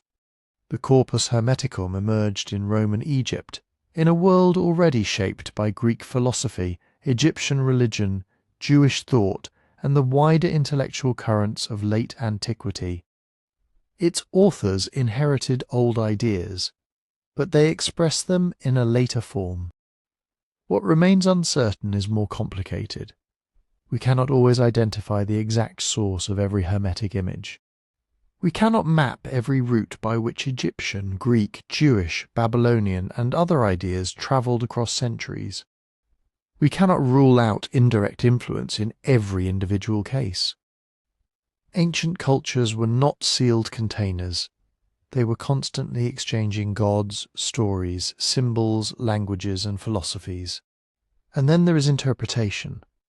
Whether the Hermetic cosmos feels spiritual, philosophical, mystical, pagan, monotheistic, or surprisingly modern, depends partly on which text you read and partly on the questions you bring to it. The Hermetica have been read by Renaissance magicians, Christian thinkers, alchemists, esoteric societies, historians of religion, and modern seekers. Each group found something different in Hermes, but perhaps that is exactly why these texts survived. They preserve an ancient conviction that creation is not only about matter being assembled, it is about order emerging from confusion. It is about consciousness recognizing the world. It is about human beings discovering that knowledge can be a moral responsibility, not just a source of power. And it is about the unsettling possibility that the greatest mystery is not simply how the universe began. It is why the universe produced beings capable of wondering whether it has meaning. So did the Hermetica describe creation before Genesis ever began.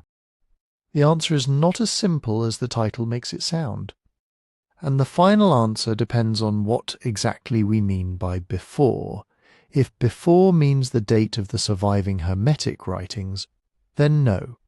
Genesis, in its older biblical forms, comes first. The Hermetica we can date belong mainly to Roman Egypt, written centuries later in a world where Egyptian religion, Greek philosophy, and Jewish ideas had already been meeting, blending, and arguing for generations. But if before means something deeper, the answer becomes more complicated. The Hermetica preserve echoes of ancient Egyptian ways of imagining creation: primeval water, divine light, cosmic order, the power of speech, and a universe alive with intelligence. Yet they are not simple fossils from pharaonic Egypt. They are later texts carrying older materials into a new Greek-speaking world. And Genesis is not the Hermetica in disguise. Both speak of light, waters, order, and humanity's unusual place in the cosmos.